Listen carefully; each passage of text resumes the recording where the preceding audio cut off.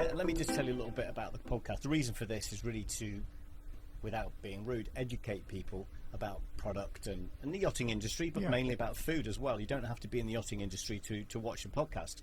And it is opinions. It's called It's Just Conjecture because everyone has an opinion about these things. But I like to have people and professionals on who really know product, because that's what this is all about, telling people the truth about products. I think there's a lot of bullshit in the food industry.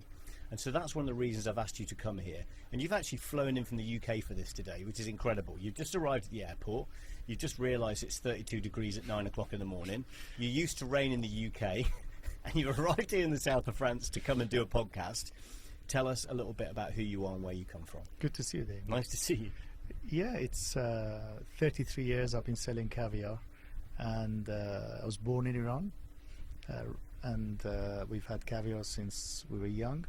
And 33 years ago, I started selling caviar in London, and we're selling across the world now. Oh, wow, okay. Working with you. Yeah, I mean, we met, God, how many years ago is it now? It's got to be at least 12. 12 years ago? 12, 14 years, something like that. I remember when I first got into yachting, working for the companies to start with, people were selling caviar. They'd just buy it from anywhere they could. Yeah. No one cared about the quality. No one cared about the actual product. It was, can I buy it cheap and can I sell it high? And I think that sort of bullshit attitude in the food industry is something I absolutely detest. Now, it's fine if you're working on a budget in restaurants, and I get it, but if you're working within super yacht industry and you've got billionaires as clients, they're going to want the best, so you have to find the best. And that's when I found you, and I tasted the caviar, and my clients tasted the caviar. I was like, holy shit, this is the way to go. You've got to find amazing product. So tell me a little bit about how you've gone through that process of finding, and how do you know so much about caviar? What I remember about you was that in those early days, you used to ask questions about the caviar. You really wanted to know. And that was like me. When I was a kid, we were eating caviar, which was like 2 or 3 hours out of the fish, and it was very fresh. And I always wanted to understand more. So I used to go out with the fishermen, very, very young age. And so I understood the process, how the caviar is extracted and so on. And we always ate caviar from early age, and the whole family is involved in the caviar business across Europe. So, hands-on, basically. And you learned, I mean, where are you from originally? Born on the Caspian coast from Iran. Moved to the UK in the 70s, late 70s. And started selling caviar in 1990. All right, okay. And so what made you leave Iran? How did that happen? Well, it was temporary. My dad studied English literature in London, and he said, you have to go and study in the UK and come back to Iran. We came in 77. 2 years later at boarding school, we heard there was a revolution. Dad said, you're never coming back here, you stay right there. Really? Yeah. UK became home. Wow. So and how did you feel when that happened? Did you think, okay, I can make this home, or did you feel uncomfortable in the UK? Very uncomfortable for the first 10 years. And now I'm uncomfortable when I'm away more than a week. So really, it's completely, yeah, absolutely. So why did you? Was it the attitude people had towards Iranian people? Do you think at that time? It was very good in those days, because I remember arriving at Heathrow Airport, and the gentleman asked, "How long do you want to stay?" My dad said 6 months. Iranian passport? No, 2 years minimum. We're going to give you. It was a sense of pride in those days. It's different now, of course. So, well, it's interesting you say that, because obviously I don't live in the UK, but I have a lot of opinions about the UK. And I actually, you know, a lot of people say really bad things about British people. I do sometimes think, when they're talking about Brexit, I'm like, yeah, what happened there? Yeah, I hear you. But I actually believe, because I've spent a lot of time in the UK, I absolutely believe British people are very welcoming and love foreign people from other countries. Completely right. They absolutely adore it. Any time I've ever been to the UK, I meet, maybe it's me to a degree, I meet somebody from Colombia, I'm like, shit, tell me about Colombia. And they go, oh, I live in Bogota. I'm like, what's that like? You know, I've got a friend here, I'm always talking about these things. I've got people from Argentina I speak to, from South Africa, it doesn't matter where they're from, I want to know and learn as much as I can. And I think the British people are like that in general. Absolutely. Now, they probably moan a bit about foreigners, that's part of the culture. It's DNA, but I think it's the older generation. I don't think it's the younger generation that moan that much. They like the mixed culture. They do. But I can imagine moving that. I mean, I moved to France. Now, you would have thought France is a very tolerable place, very acceptance of people from the UK. I haven't found that. I found, in all honesty, I thought racism was about colour of skin until I moved to France. Wow. And in France, actually, the funny thing is, and maybe you can relate this as well to your life, is, you know, I live in Antibes-ish area. So the people in my building, if you're not from Antibes, they've got a problem with you. So if you come from Paris, they go, you're not from the region. And you go, well, where are you from? Well, I'm from sort of Lyon. Well, you're not from this region. Then you are from this region. They go, yeah, but you're not from my town. And you go, okay, that's quite specific. And they go, oh, but I'm from my town. Oh, yeah, but you're not from my street. And I'm like, what? We haven't got that in the UK, David. Madness. We haven't got that in the UK. You're right. In the 70s, I did experience racism. And, you know, we didn't look like foreigners. As soon as we spoke, we had an accent, so they treated us differently. But I'll be honest, I've traveled a lot. And my wife and I always say, love meeting Brits abroad because they are so open-minded, and coming home is always great. Yeah. Yeah, so different now, honestly. People Yeah. are a lot more cosmopolitan. Yeah. The mix in London is just amazing. There's certain cities I think that's I agree. really true. I think Barcelona also is a very international city, and it's a young city as well. Yeah. So actually have an amazing attitude. Every time I go to London, I personally never see anything which would make me think it's a racist country in any way. Absolutely. Never in the see it. past. It's in the past. Yeah, it's in the past. I think obviously it doesn't help when you come from a country that had huge colonialism. Don't think that helps. I think that causes issues down the road. Yeah. But I think the British are very open-minded. Absolutely. So you moved to the UK, and you reckon it took you 10 years to really feel comfortable? I recall the transit point where I started feeling at home and comfortable. And I've made some lifelong friends. I mean, I've got friends from college who are still my friends. British people. Yeah. And so, yeah, we are British now. And so both kids were born here. So you got two kids who were born in the UK. And so what do they, because they must be, it must be harder for them maybe, because they're Iranian, but they're British. I asked that question, and that's exactly how they answer it. Yeah. Both born in the UK, and both went to good schools, and they still think their roots are Iranian, but they're British. 100% British. Yeah. And I can't envisage that we would ever live anywhere else, to be honest with you. But it's a challenge, isn't it, for people? If you think about it, especially for kids, because it's about being identified by group, you know, and that group is very small. If your ancestry is from another country and you're born in one, people question, oh, you're not really British. Obviously, we both know that's a racist comment. But it's said, and you hear it. I mean, they make jokes on TV shows about it. I remember seeing Little Britain. We had this thing in the airport. And he's sitting there and he says, so where are you? I was a black guy, and he said, where are you from? And he says, I'm from the UK. He's like, well, where are you really from? Really from? And it continues. It's not a joke. It actually happens, doesn't it? You know? I do see that. Maybe once every 2 or 3 years I take offense. Generally, I try and brush it off.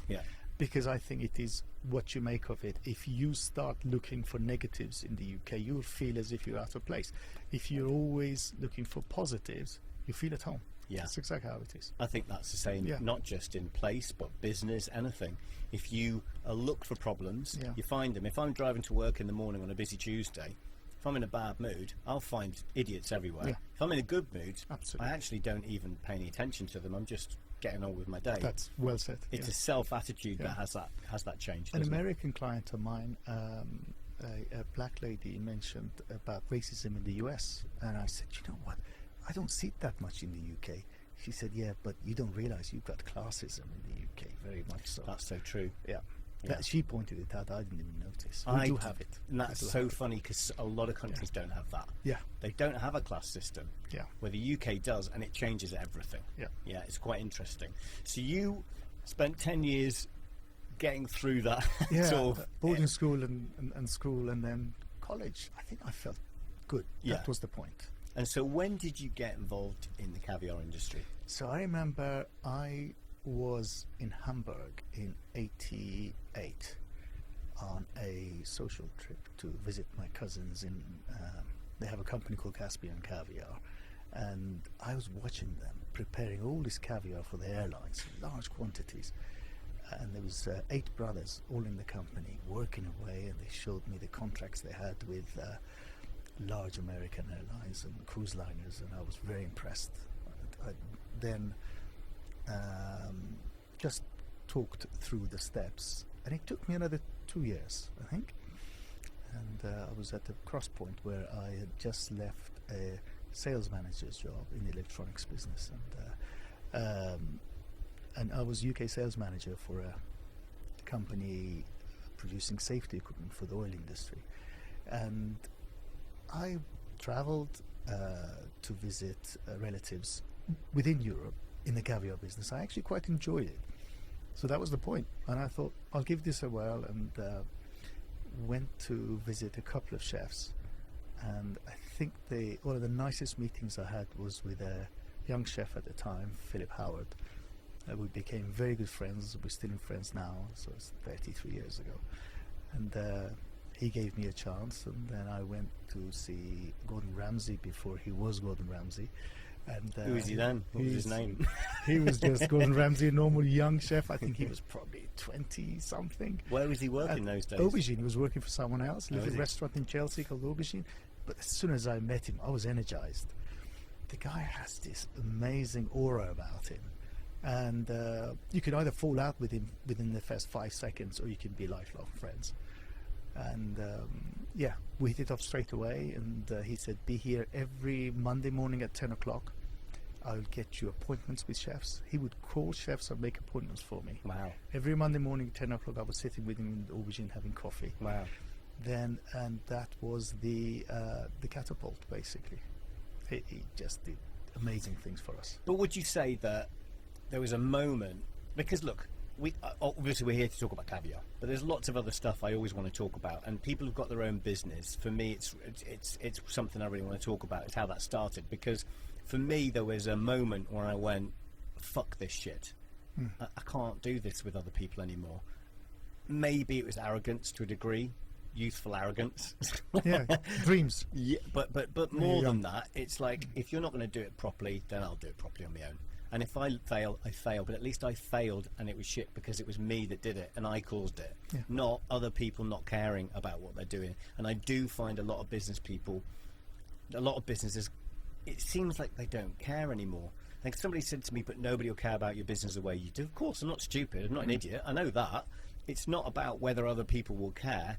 It's about the owner of the business caring. Absolutely. And really caring. Absolutely. Not just about doing their business and getting stuck in one way, but trying to improve it always. Yeah. Always going, I can be better. Never believing I've got it Judging cracked. yourself. I mean, obviously you tell your clients you've got it cracked, but in the back of your mind you're like, I can improve this, this, and this, and that's my plan, is to get those things better. But when you first took that jump from working for somebody else, and went, I'm going to start my own. I know what I'm talking about. I know the caviar industry. What was it that made you go, screw it, I'm just going to do that? Very similar to you, Damien.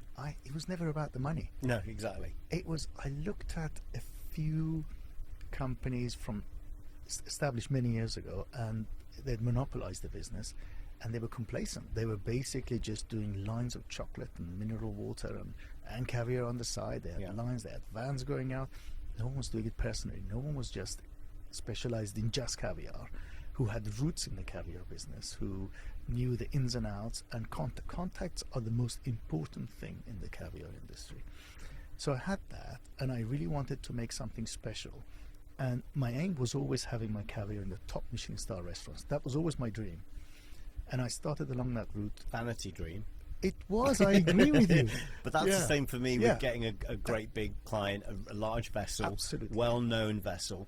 It's a bit of kudos and a vanity, to be completely honest with you. I'm not gonna bullshit you. No, you want to be at the top of the game. Yeah. I was exactly the same. It was never about money. Does it upset you when you see companies, massive companies, in my industry probably not the same with food, there isn't any massive companies, but definitely some bigger companies who I know don't know anywhere near to the level of what I know about food, and that is arrogant, but it's the truth. I don't care. You can test me. Send somebody in with a test, and I'll take a competition against everybody else. I think I'll come out on top. I have to believe that. Otherwise I shouldn't be doing it. But I do get upset when I see large, very high-end clients working with people who I know aren't quite there, and it upsets me. And whether it's their marketing or their sales patter, I don't know what it is, just their basic known value. But we get that in the caviar industry as well. And I get people asking for low-grade caviar because of the brand name. And I know the price is more expensive because of the brand name. I know that for a fact. It's not even a debate. It must drive you completely insane. I see it every day, Damien. And I shake my head. And you know what? Sometimes you have to bite your lip. Sometimes if you tell a client the truth, they get upset. Yeah. Because they say, well, am I that silly that I've bought the wrong product? It's kind of an insult to them, isn't it? It is. To say, do you know what you bought is shit? Yeah. And they turn and look at you and go, I'm never using you again. And you're like, exactly. "Yeah, you shouldn't have said that." Damien, what I think works, and I've been in meetings, I say, well, this is good, but this is better.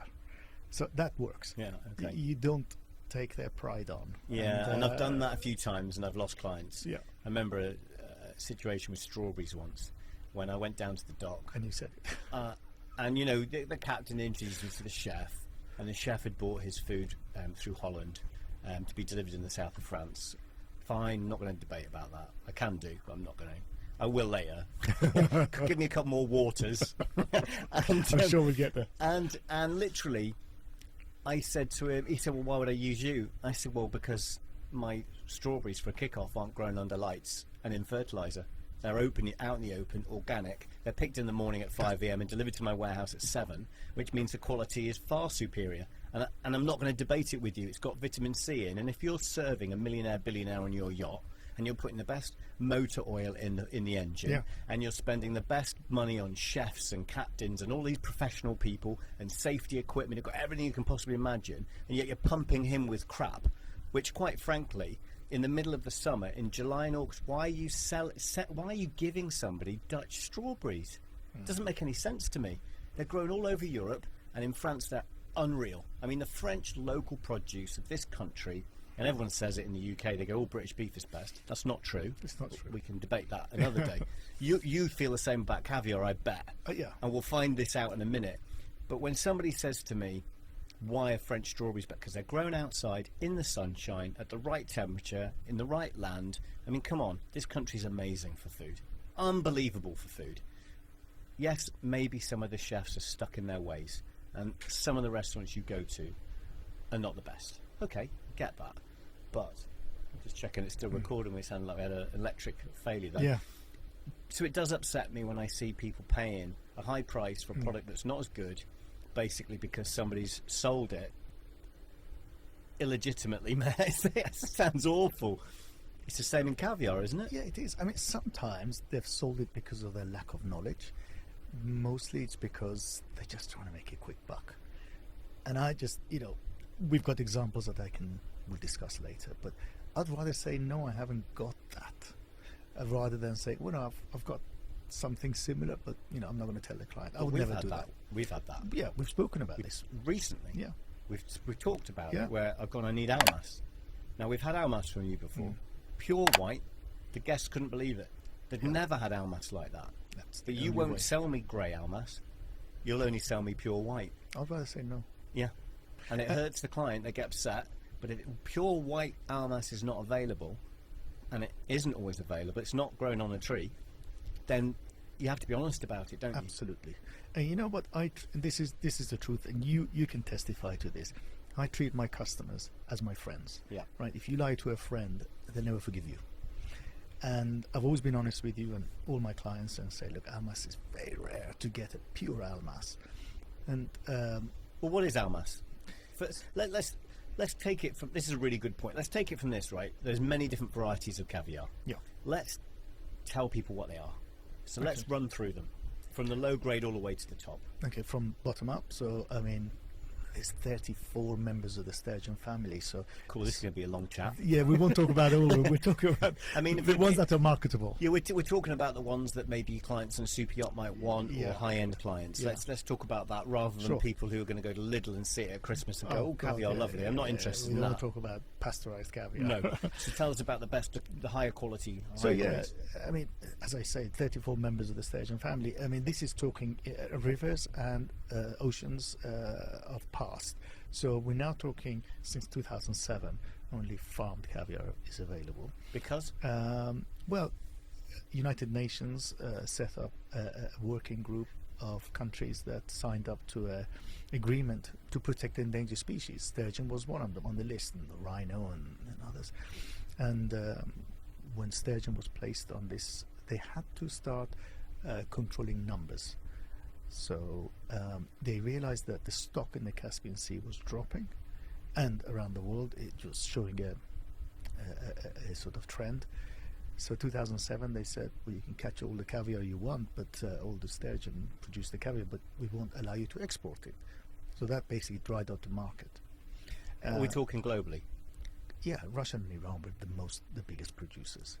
And 2003 the Chinese started investing in farms, and I remember late 90s there was talk of other farms around the world, and I remember looking at the caviars coming out of the farms. They were absolutely atrocious. They were soft. You'd start, so it was a 1.8 kilo original tin. You'd start taking the items from the top to start filling your tins. By the time you got a third way, it was as if you struck oil. It's just like a gush of oil coming from the center. Really? Seriously, all the eggs would exude their oil inside the tin and would just build up as soon as you took the top layer off. The oil would just come Why was that? It was just, the caviar is very delicate as it is, but farmed caviar is more delicate than wild caviar. So, if they're producing without the knowledge, the caviar becomes even more delicate. So all the oil comes out from each egg and it just sits there. So I would presume, and I might be wrong, I did this with the wine guy and he told me I was completely wrong many, many times, but I'm okay with that because I'm learning. But I would presume that the farmed caviar is more delicate, basically because the fish aren't as fit.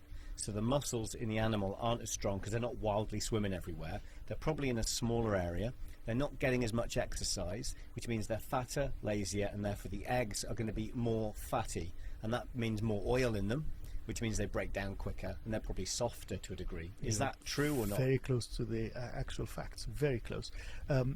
So this is a very important point that, I can go into detail, but I'll just say briefly that in captivity, especially in Europe, due to legislation, they're not allowed to have a link to the outside water systems, right, because of infection breakouts and so on. So generally farms around Europe hold their fish in either tanks or small ponds that have water recirculating and filtered and filtered and filtered. So these fish aren't really getting the exercise. And there are certain farms that I've been to, the fish actually live outdoors in a lake. Yeah. And they exercise, and you're right. This is Caspian Sea does this, isn't it? Is that right? In the bottom of the Caspian Sea they've got like a fenced off area in the no, they actually pump the water from the Caspian Sea into their ponds. Okay. But it's China, I have to say, is the only place that I've been to have seen that the fish swim in a lake. Really? Yeah. And they all, of course, have them penned in sections so they can feed them and keep an eye on them. But the fish are actually swimming, and their density is a lot less than in tanks. So the fish get more exercise, they put on less fat, and we find that you're right, the eggs are more robust. So that was the early stages of farmed caviar. They've actually improved a lot in Europe now. So there's a couple of farms that I work with, and I've seen the improvements. They've allowed us to put our own experts, flown them from Iran, and they've allowed us to improve the way they process the caviar once taken out of the fish, because that's a really crucial point.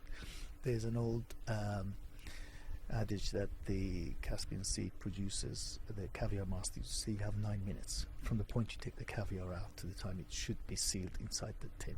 So that's cleaning it, washing it, salting it, packing it. Wow. 9 minutes.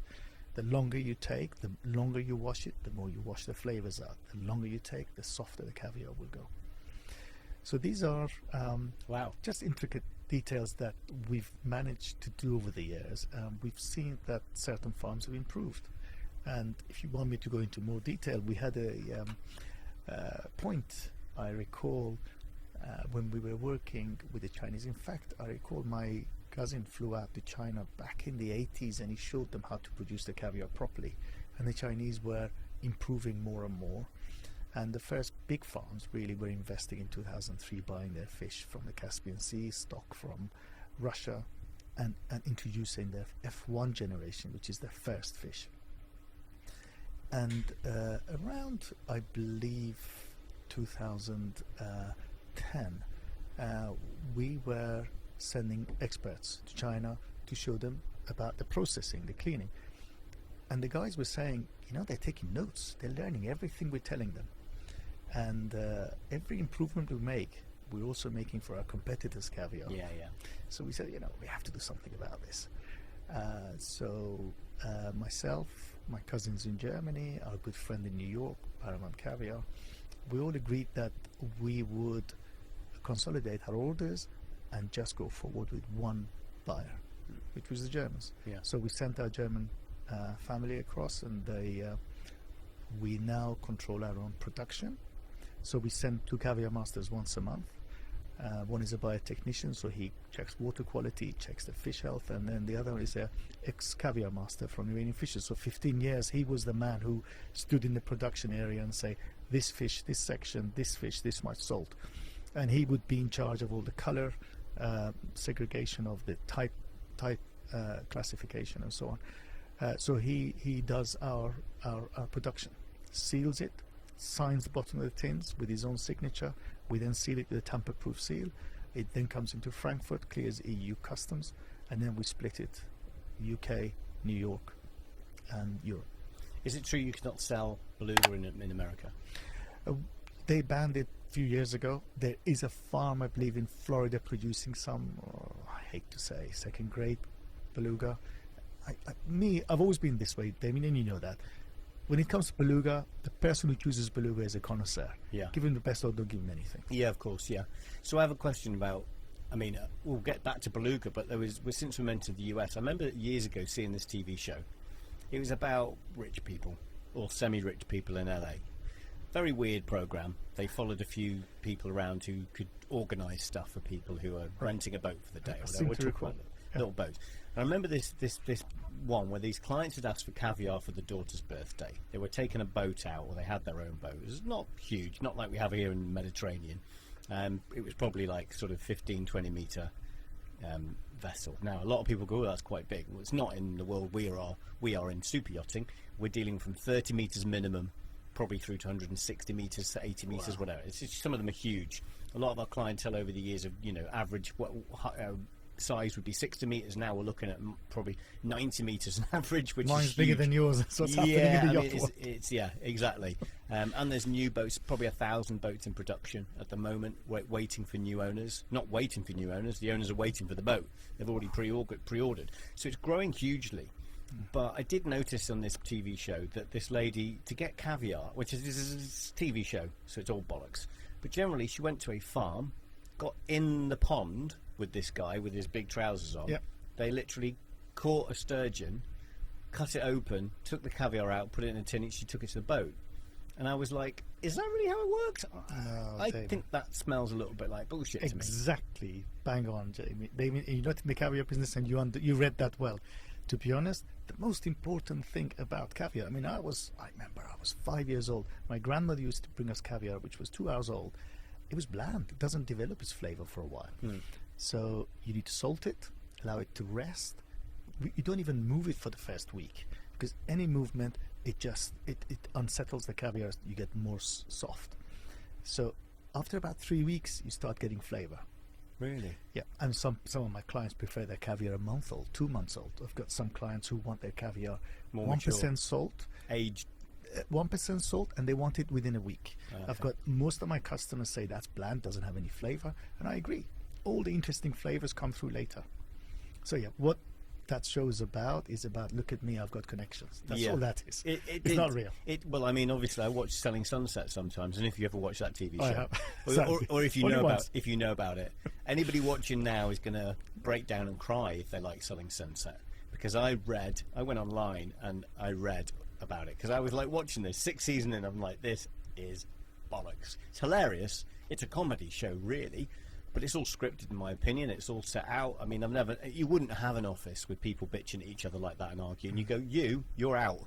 And in America, you can fire somebody on the spot. That office would be empty in real life. And then I read this thing where the 2 guys who own it, the Oppenheim brothers, are actors. Oh, there you go. And Jason so-and-so, the actor from hold on a minute, what are you talking about, actor? It's a reality TV show, but it's not really reality. And then I looked at this blog, and it's got somebody in the States has gone through each person and actually told you how many houses they've sold. Some of them haven't even got a license to sell houses. They're actors. They're in the Actors Guild. That's what they are. They're building an acting career. And I was reading this. I mean, I can't remember what the girl's called. Weird, Chriselle. Done it. I don't know why I'm talking about this, but I'm just explaining why TV shows are bullshit. So if you watch a TV show about food, there's a 9 out of 10 chance it's bollocks. And Chriselle sold one house in 3 years. You can't survive on that. No. Do you know what I mean? She's earning more as an actress. So I think whenever you see a TV show about food, I'm automatically assuming it's bullshit most of the time. Now, I'm not talking about interviews with famous chefs and Gordon Ramsay and people like that. I'm not talking about that. I'm talking about these weird people who source food in weird places in the world. Really, if you want to find out about sourcing food, you need to talk to a yacht provisioner, because we don't have time. We have to have the knowledge. And if you don't have the knowledge, you can't do the job. So you need to know about everything, which is why you're here, because I need to know more. I know a lot, but I need to know more. And even when I know more, I'll still never know it all. We've got different types of caviar that you have told me over the years are more suitable at different times of the year, depending on the temperature and where it's coming from. So tell me a little bit about that. We've got height of the summer now, we're end of July, it's really hot, it's 35 degrees, 40 degrees, there's a heat wave across Europe. Everyone's all of a sudden gone, do you think this is global warming? Probably. The fish don't like it, to be honest with you. They don't like producing caviar in hot seasons. I mean, even if you think about when they're in the wild, they only swim up rivers against current in spring and autumn. Right. They don't lay eggs in the summer. So in these farms where they're producing in the summer, the quality is atrocious. Right. So I remember on one trip I was in Iran, and at the time I was sourcing a lot of beluga from Iran. And I recall, and I mentioned this to the guys, and I said, I do notice the quality drops when the temperature is high. And they agreed. So I said, we need to do something about this. The next time I was there, they moved their fish at the end of spring into a holding area near a reservoir. So there was melted snow that was just coming through this reservoir and filling these areas. And the water was ice cold, absolutely ice cold, and the quality of beluga improved hugely. Generally, I don't really like buying a lot of caviar in hot seasons. I try and buy in spring and hold stock, and then my caviar starts to mature nicely in the hot seasons, and then we're producing again in September, October. So it does affect the caviar. And does it affect it depending on whether it's oscietra, gold oscietra, or whether it's beluga? Why is a beluga fish's eggs more prone to heat than an oscietra egg? The beluga is always more delicate. It has a thinner skin, and so the connoisseur prefers that because it's more delicate and you get a creamy flavor, and that creamy flavor lasts on the palate. And because of its nature, it is more susceptible to heat during production, during the fish's maturation when it's producing caviar, and also during storage. And beluga can't really handle temperature change. And also I've always recommend to chefs, when they are garnishing with the caviar, don't use beluga, because the tin's open during service and they're taking spoons in and out, it goes to mush. So I always say to chefs, you've got to go with oscietra. I remember early days when Gordon Ramsay wanted caviar. He was using sevruga at the time, which is a lovely caviar. Most of the fishermen in Iran, when I was a kid, they were having sevruga for breakfast. They spread it on pancakes toast. and stuff. On the bread, which is a bit like a French baguette, but it's flatter. And with hot tea, beautiful. And that's what we used to have for breakfast. And my dad used to say, use it instead of butter. You live longer. And I remember my grandma would bring a half a kilo. Was he selling caviar at the time? We hated it. This is better than butter. But in fact, I'll tell you a story. My cousin was saying, do you know that in the 70s, I once said about the price going up about 20 years ago, and he said, in the 70s, butter was 14 Deutschmark per kilo, and he said caviar was 12. And when he went to 15, all the caviar traders in Europe said, we can't make a living out of this. Per kilo, that is. So beluga's more susceptible to heat. So yeah, I mean, absolutely. Osetra is definitely hardier. This is back to my strawberry thing. This is very similar, and a reason why people on super yachts sometimes buy Dutch strawberries, because they're more firm, more hard. They last in temperature change better, but the flavour's not as good. And again, I'm a big believer in eating seasonal. In the super yacht industry, they have the ability to get deliveries whenever they want. They don't have to have 12 trays of strawberries today and then hold them in their fridge for a week. In fact, it's probably stupid to do that, because it's going to break down over time. The nutrients are going to go. Food, whether it's a fresh thing like an egg or a caviar egg, is the same in many respects. The more temperature changes it goes through during that process, from taking it from the animal all the way to my table when I open that tin, is going to make it a worse product. It's the same for fruit, especially soft fruit. So if you've got strawberries, raspberries, things like, not so much blackberries are a bit firmer, of course, but blueberries again is the same. You don't want much temperature change, and you can tell with a blueberry whether it's gone through temperature change. You can. You can tell. Yeah. You can. And I mean by looking at it. Yeah. So if it looks white, it means it's great condition. It means it hasn't gone through the temperature change. If you get a blueberry and it doesn't have that little, and when I say it's not white, of course, Yeah, like cloudy. it also looks like it's got frost on it. Yeah, right. gotcha. That means it hasn't gone through the temperature changes. It's been picked, put in a temperature, and it's still at that temperature when you found it or bought it or seen it. It changes temperature, that disappears away from the blueberry. Now, I think with caviar, this is the same, isn't it? So I want to know a bit more about the process. You have to kill the animal.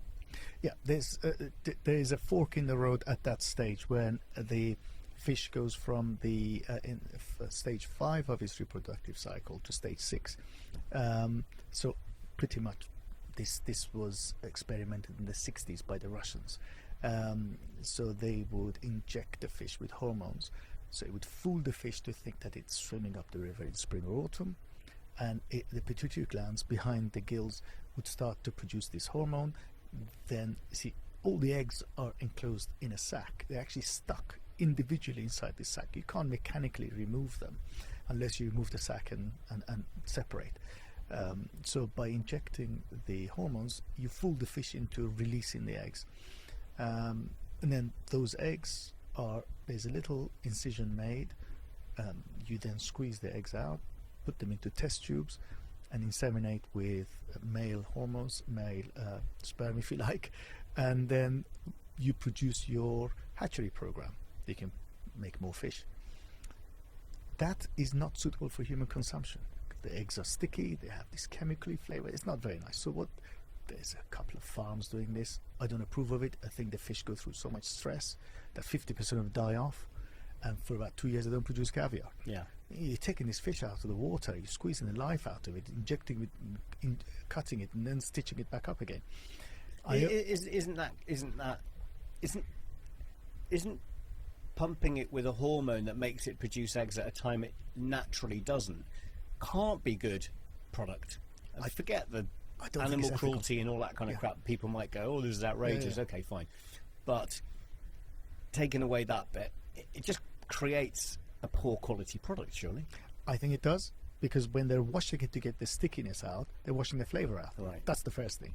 And I've been interviewed by newspapers. I remember the guy who contacted from Independent 9 years ago. He called me recently and interviewed me for a US publication, and he said, we spoke about this, and I recall you were saying there was a difference between ethical and sustainable. He said, how do you feel now after 9 years? I said, the facts are the same. You can be sustainable, which in fact all farms have to be because they're all microchipped, and you can be ethical by not cutting the fish and squeezing life out of it. So all farms, this is legislation, have to have an F1 generation fish that is originally taken from the wild that can produce eggs that has to go to your hatchery program. You can't take those eggs and sell it as caviar. Right. So your F2, F3, F4 generations are the ones that you produce from those eggs, initial eggs. So you can be sustainable because each farm has fish that are 6 months old, a year old, sturgeons, young sturgeons, and then they are 2, 3, 4, 5, and when they mature at 6 years old, you then kill those fish humanely in ice baths, take the caviar out, and process it. yeah, and in 6 months' time, you're then onto your next fish. Yeah. So you're always producing the young fish, and you know what? It probably does sound cruel, but then again, everyone is people who eat meat eat chickens and Yeah, fish. I mean, and look, we can talk about beef. animal cruelty all day long, couldn't Yeah. we? Humans are sustained by protein diet, and if you don't have a protein diet, you have problems. Yeah. It is Fact. a good way to get protein. I personally, I've got my own sort of opinions on this. I personally think a farmed animal was created for a reason, and it wouldn't have lived at all if it wasn't for being produced for food. I'm not a massive fan of plucking wild fish out the sea, and when someone goes, "Oh, that's ridiculous," I go, "No, well, we killed elephants, right? That if you go and shoot an elephant, I say, oh, I've got an elephant's head on my wall, people will lose their shit with you, right? Because it's always a wild animal that's in danger. Well, if we carry on pulling the fish out of the sea at the extent that we are, they'll also be endangered. There'll be no fish left. Yep. Everything will be produced genetically. There'll be no real food left. We've already got that happening in some products, some fruit and veg. Yep. It's not good. It doesn't have as many vitamins. You'll never convince me that that's as good as the other products that were grown naturally. And I don't personally like fish being pulled out of the ocean. Yeah. I don't agree with it. Because there's no need now. There's no need, I don't think. I Farmed agree. fish is great. It's much cheaper. It's much more sustainable. Yeah. Maybe you're not getting such quality. Okay, maybe it's not the same. Like we discussed, you're going to have a fatty layer on the outside of the fish because it's not swimming as much. But there are solutions to that. And I came up with one a while ago, and I think you and I talked about it. And I know that the Chinese fisheries have been doing a lot of, they're pumping a lot of money into making the industry better and better. A lot of people go, it's from China, it's shit. Yeah. Okay, if you're buying a crappy light that's $2.99 to fit on your wall from China, okay, maybe it will be shit. I'm not going to go at the Chinese. I'm just saying, maybe it just is. the way it works. Just the way it works. Yeah. If you want it cheap, you buy twice. Okay, it's a fact. Now, I heard a rumour that in China they're actually developing lake systems which are temperature controlled. And this has been with the knowledge of the Iranian fishery people to create almost in captivity but wild sturgeon that can produce really high grade caviar. Is that something that's happening? We've been involved with helping them develop that. I mean, we're calling it semi-wild environment. Right. And this is what I find with the Chinese. They think ahead. It's completely false what people say about the Chinese wanting to cut corners. They think ahead, they plan ahead, they want to work with you, they want to empower you to be better, so you become a better client of theirs. I've seen it over and over again. And we are so impressed with their work ethics. And they buy the most expensive fish food that is available, and they feed into the fish. Yeah. Now, you're going to hear rumors about the caviar farms being situated where they dump sewage, but where does that rumor come from? It comes from European producers, sadly. They spread that rumor. And we have our two guys, fly to China once a month. They stay at the farm for at least a week, produce the caviar, and they report everything back to us. The lake is that the fish are held in, there's no industry around it. It's just pure nature. 1,000 lakes. It's absolutely pure. I mean, the water from those lakes is used for drinking water. Have you been there? I haven't been to this particular farm, but the guys send me videos every visit, and the report absolutely everything's top grade. I mean, there are various farms around China. We like the one or two farms that we work with. There is one farm I really like in Iran. I think close to 100 farms in Iran now. Is there really? Yeah. And they all next to the Caspian? Are they all in that northern? Not all. They are all over the country now. The ones around the Caspian I've been to visit on the east coast, on the west coast I've been to them. Are there sanctions on Iranian caviar? There is, you're right. And it's to do with moving money around. So, you can by all means buy caviar from Iran, but they don't want you to send money through the banking system. And so the banks get very nervous. They say, well, if you're paying them directly or indirectly, the US government will hit us with penalties and fines. So that's caused us a lot of problems in the past. So you can't really say you're selling Iranian caviar anymore. And about 2 years ago, the Europeans, the EU was not happy with the results it was getting, the answers it was getting from labs in Iran when they do the test on the caviar. And then there was a rumor that the Iranian government hadn't paid the bills for the importation. Was it just a rumour or was it true? It was true. It was true. The Iranians settled up. Yeah. They paid their bills. The lab results came in. They were happy. So the EU lifted the ban. Since Brexit, the UK doesn't follow the EU rules. So the UK said, now we need to be satisfied with all those answers. So that for about a year, it's been illegal to bring in Iranian caviar. Oh, is it really? In the UK. So and what about Europe? It's fine now. So my clients in the EU, we ship them whatever they want. European caviar, but Iranian. So tell me, what gets... So in Iran it's beluga. So they produce a Sipensa berry, which is a Siberian berry. Osetra, they produce golden Osetra and beluga. Okay. But because production costs are so high, generally what they do is they only export the beluga. Everything else is sold for the domestic market. Okay. And is it a big market in Iran? You know, funny enough, the super rich, they've got bigger in Iran. Sanctions have affected the middle class and the lower class hugely. Yeah. The rich in Tehran. I mean, I was in Iran, in one of the small cities, and I saw a Ferrari California fly by. And I said, I used to have one of those. I don't like them anymore. And my brother-in-law said, but do you realize how much that guy paid for his car? Yeah. I said, I think I paid about 150,000 for mine. He said, the guy paid nearly £1 million for his car. Because of import taxes. Yeah, he said he's probably connected up. But do you know that's the same in places like Thailand? Yeah. If you buy a Range Rover there, the price is huge because the import tax is absolutely massive. They want you to buy, whoever their partners' cars are from different countries. It's huge. It's like Singapore is the same. Yeah, many countries are. If you see a supercar or an expensive car that you'd see in a European brand, it's actually hugely more expensive out there. Hugely. So they're far richer in comparison to the European. Yeah. And that's the same in a lot of places. You wouldn't really think about it. Yeah. But obviously here in the south of France, especially at these months, July and August, you see a lot of tourists from places. From countries like Iran, Middle East and stuff, and you can't imagine the sort of money spent in the high-end labelled shops. You just can't imagine it because they haven't. Well, they do. Okay, Dubai's got them, but if you go to Saudi Arabia, I'm not even sure they have those brands on the shelf. Maybe. I mean, I'm talking bollocks here. I don't really know the truth. I'd have to look at it. Yeah. But I know Saudi's opening up. If you go to yes, it is massively. Yeah. But if you go to Iran, they don't have Gucci shops, do they? No, you're right. Is that true? They have copies. They have copies, but they don't have a Gucci shop. They don't have a Louis Vuitton. To do with sanctions, yeah. To do with sanctions. So when they come to Europe, they go crazy, and you can see them going crazy. You're absolutely right. Yeah. The super rich are so much richer than they used to be. But when I left Iran in '77, population was 32 million. It's 84 million now. Is it really? And majority are young. They have big dreams. They watch Instagram. They want things that they see. And they have dreams. They have every right to have these hopes and dreams. Yeah. But you're talking about 45 years of sanctions, and the population is nearly trebled. Yeah, that's huge, isn't it? It's huge.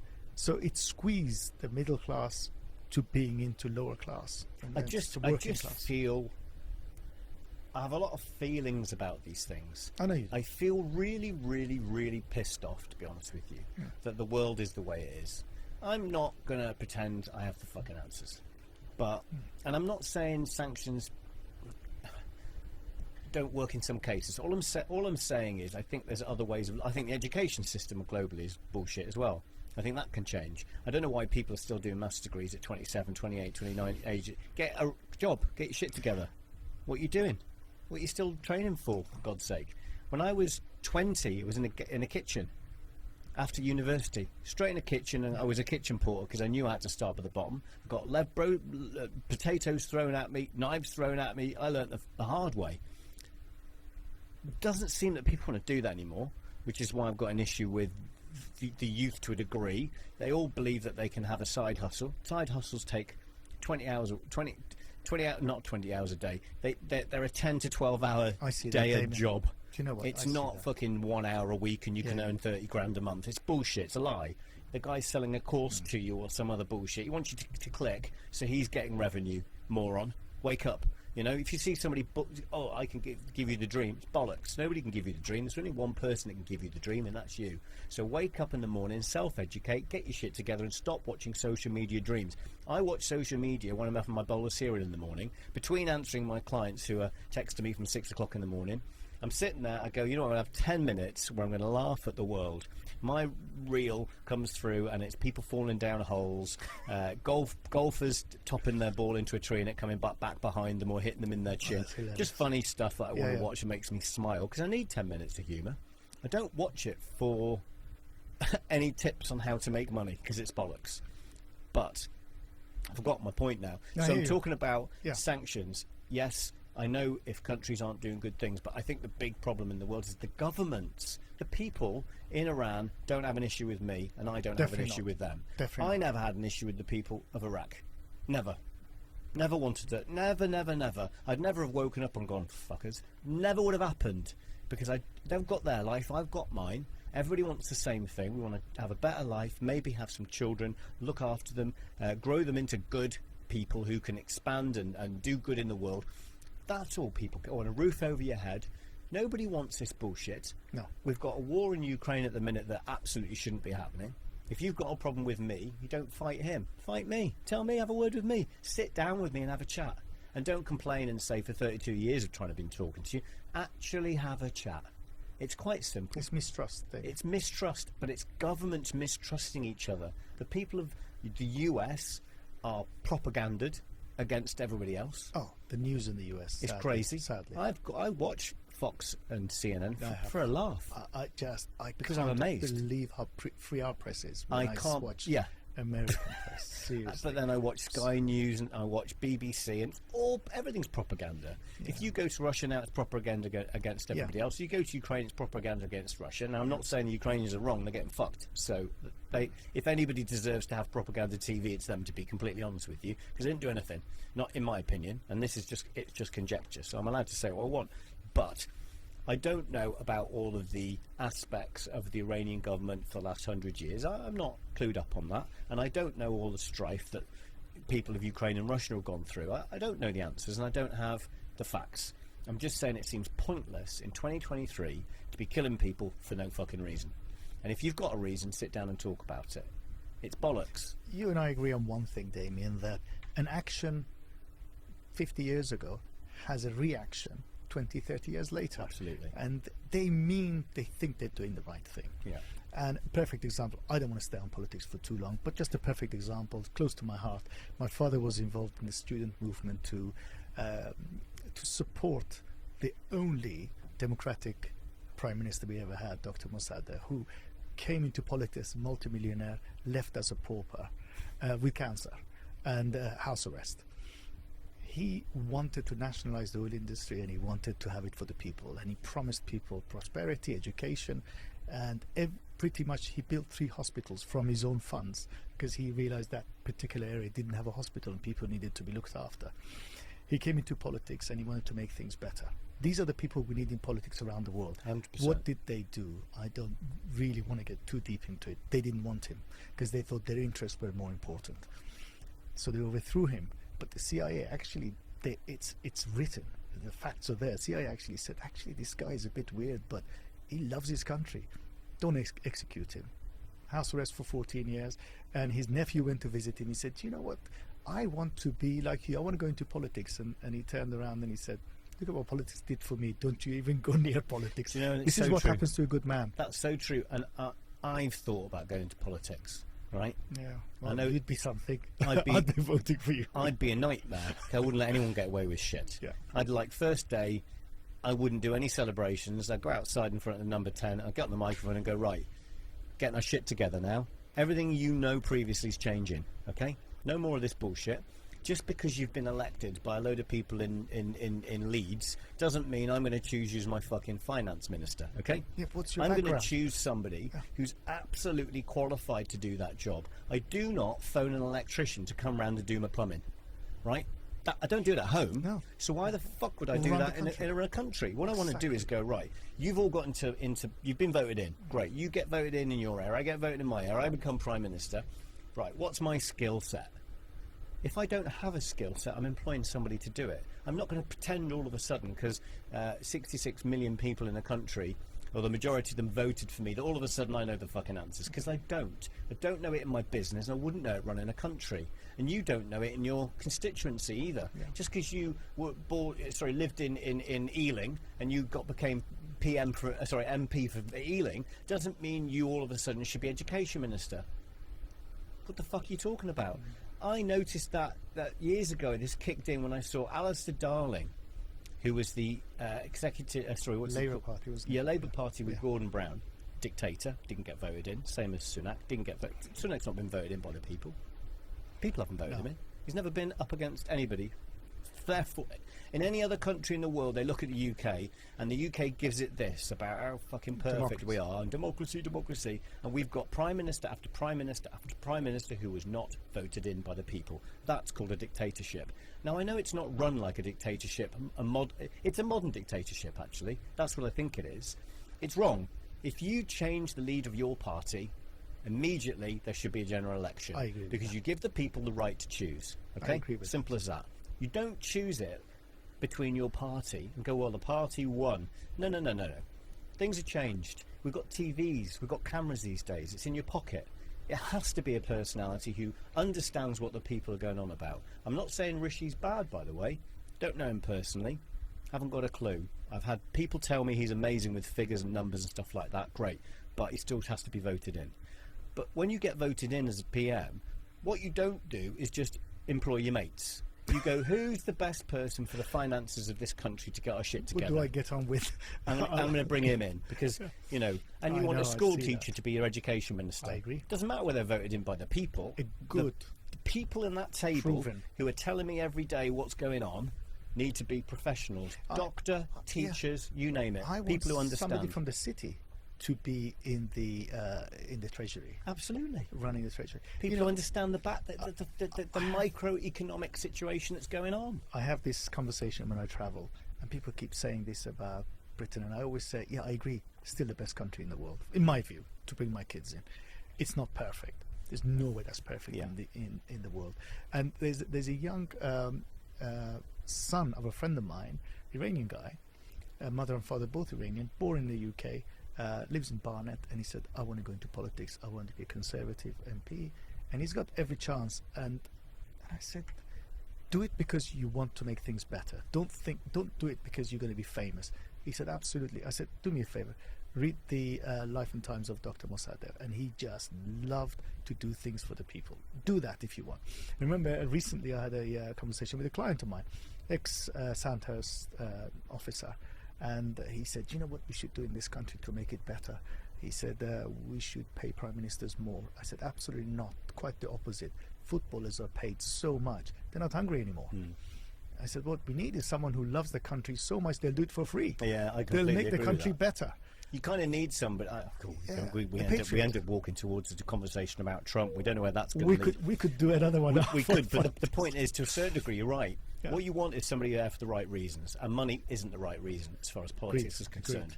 We all know Johnson leaves his post, resigns as an MP, is earning 100 grand a speech for an hour's chat in front of a load of rich people. Well, that's fine, okay. Cameron's If people want to pay him, no Blair's problem. doing it. Cameron's doing it, Blair's, they're all doing it. Every politician globally does it. They get a job with a major corporation afterwards, paying them 1, 2, 3 million a year to give their opinion, but it's not their opinion, it's their access. That's what those big corporations are paying for, is their access. Because that person has had access to the leaders of every state and every country in the world. They've got them in a Rolodex, got them on the telephone. They make a lot of money. So we understand how this business works. That's the way it works. But what you need is somebody, and that's why I was very disappointed with the US. Crazy that they've got very little choice. In all honesty, it's a crazy situation. I'm not a Trump fan. I don't agree with so many things he says. I think he's a moron in many cases. Whenever he says a word out of his mouth about abortion, I want to slap him across the face. I'm sorry, but it has to be a choice of a woman.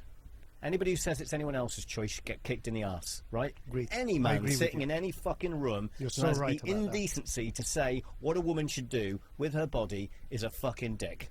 End of story. It really irritates me. No, I get very emotional about it. I've got two girls. I'm so fucking angry that I anybody would even fucking have the indecency to think that that's an acceptable comment in any way. Not even to have an opinion. I don't have an opinion because it's not my body. It's not my right. And exactly okay. that. My only opinion is it's only their opinion that counts. Well, actually, they should be free to decide for themselves. Of course they should. The politicians decide for them. Finish. And that's what upsets me a little bit about some countries where they're trying to, an old group of 60-year-old men deciding what women can do.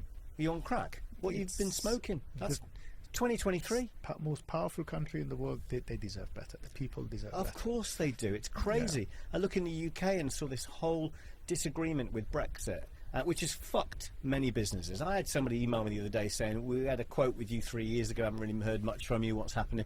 I said, I can't order from you because one, I've got to pay in pounds, because you never opened up yourself to having euro accounts, which is crazy. If you're a UK business exporting to Europe, your bank should say, we'll give you a euro account. Banks don't. No, there should be a euro account that goes with it, so we've got an absolute advantage to UK business. That never happened. So it's a nightmare. Getting a euro account as a British business is hard. Yeah. You know it, you're there.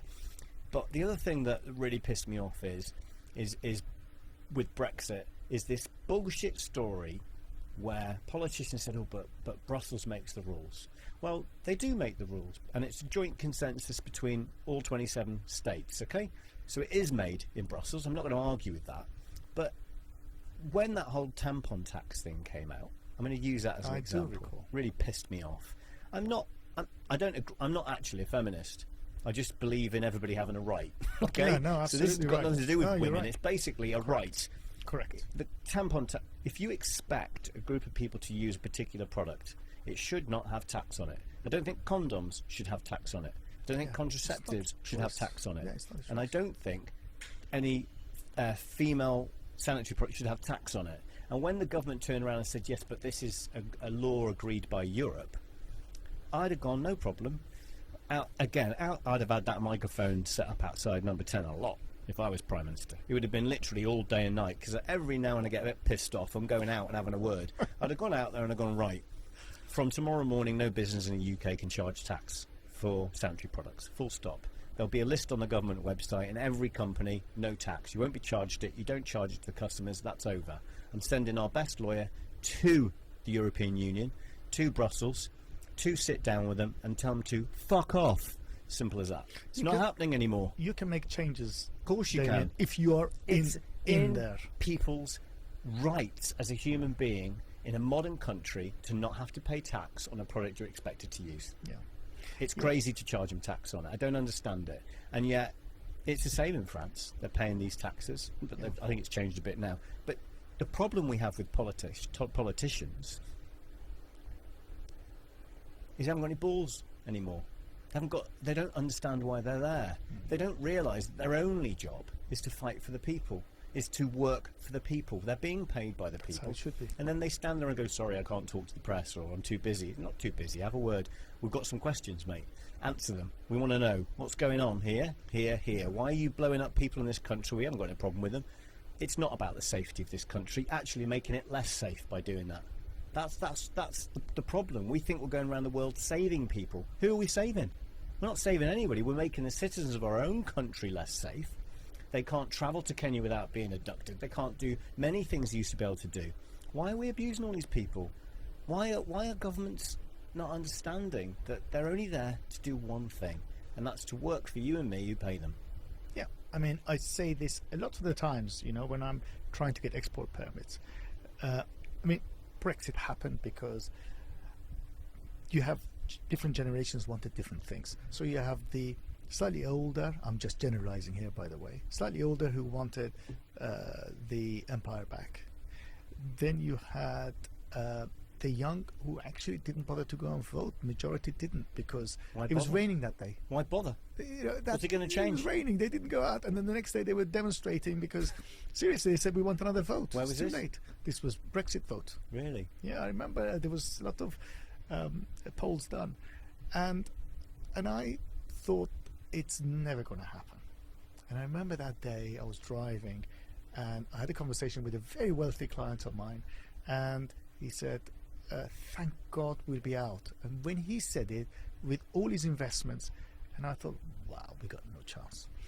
So and that evening we went out for dinner with some of the dads from the school my daughter goes to, and none of them had bothered to vote. They were too busy. They were coming out for dinner. Well, everyone thought it was not going to happen. It was not going to happen. Everybody thought it. Even Farage stood there on the day and went, obviously we're not going to win. Exactly. But he did that for a reason. That. But there was a lot of back channeling going on here. There was a lot of bad stuff going on. Yeah. Everybody was up to bad stuff. But I think the Conservatives who didn't want Brexit didn't believe it'd ever go through.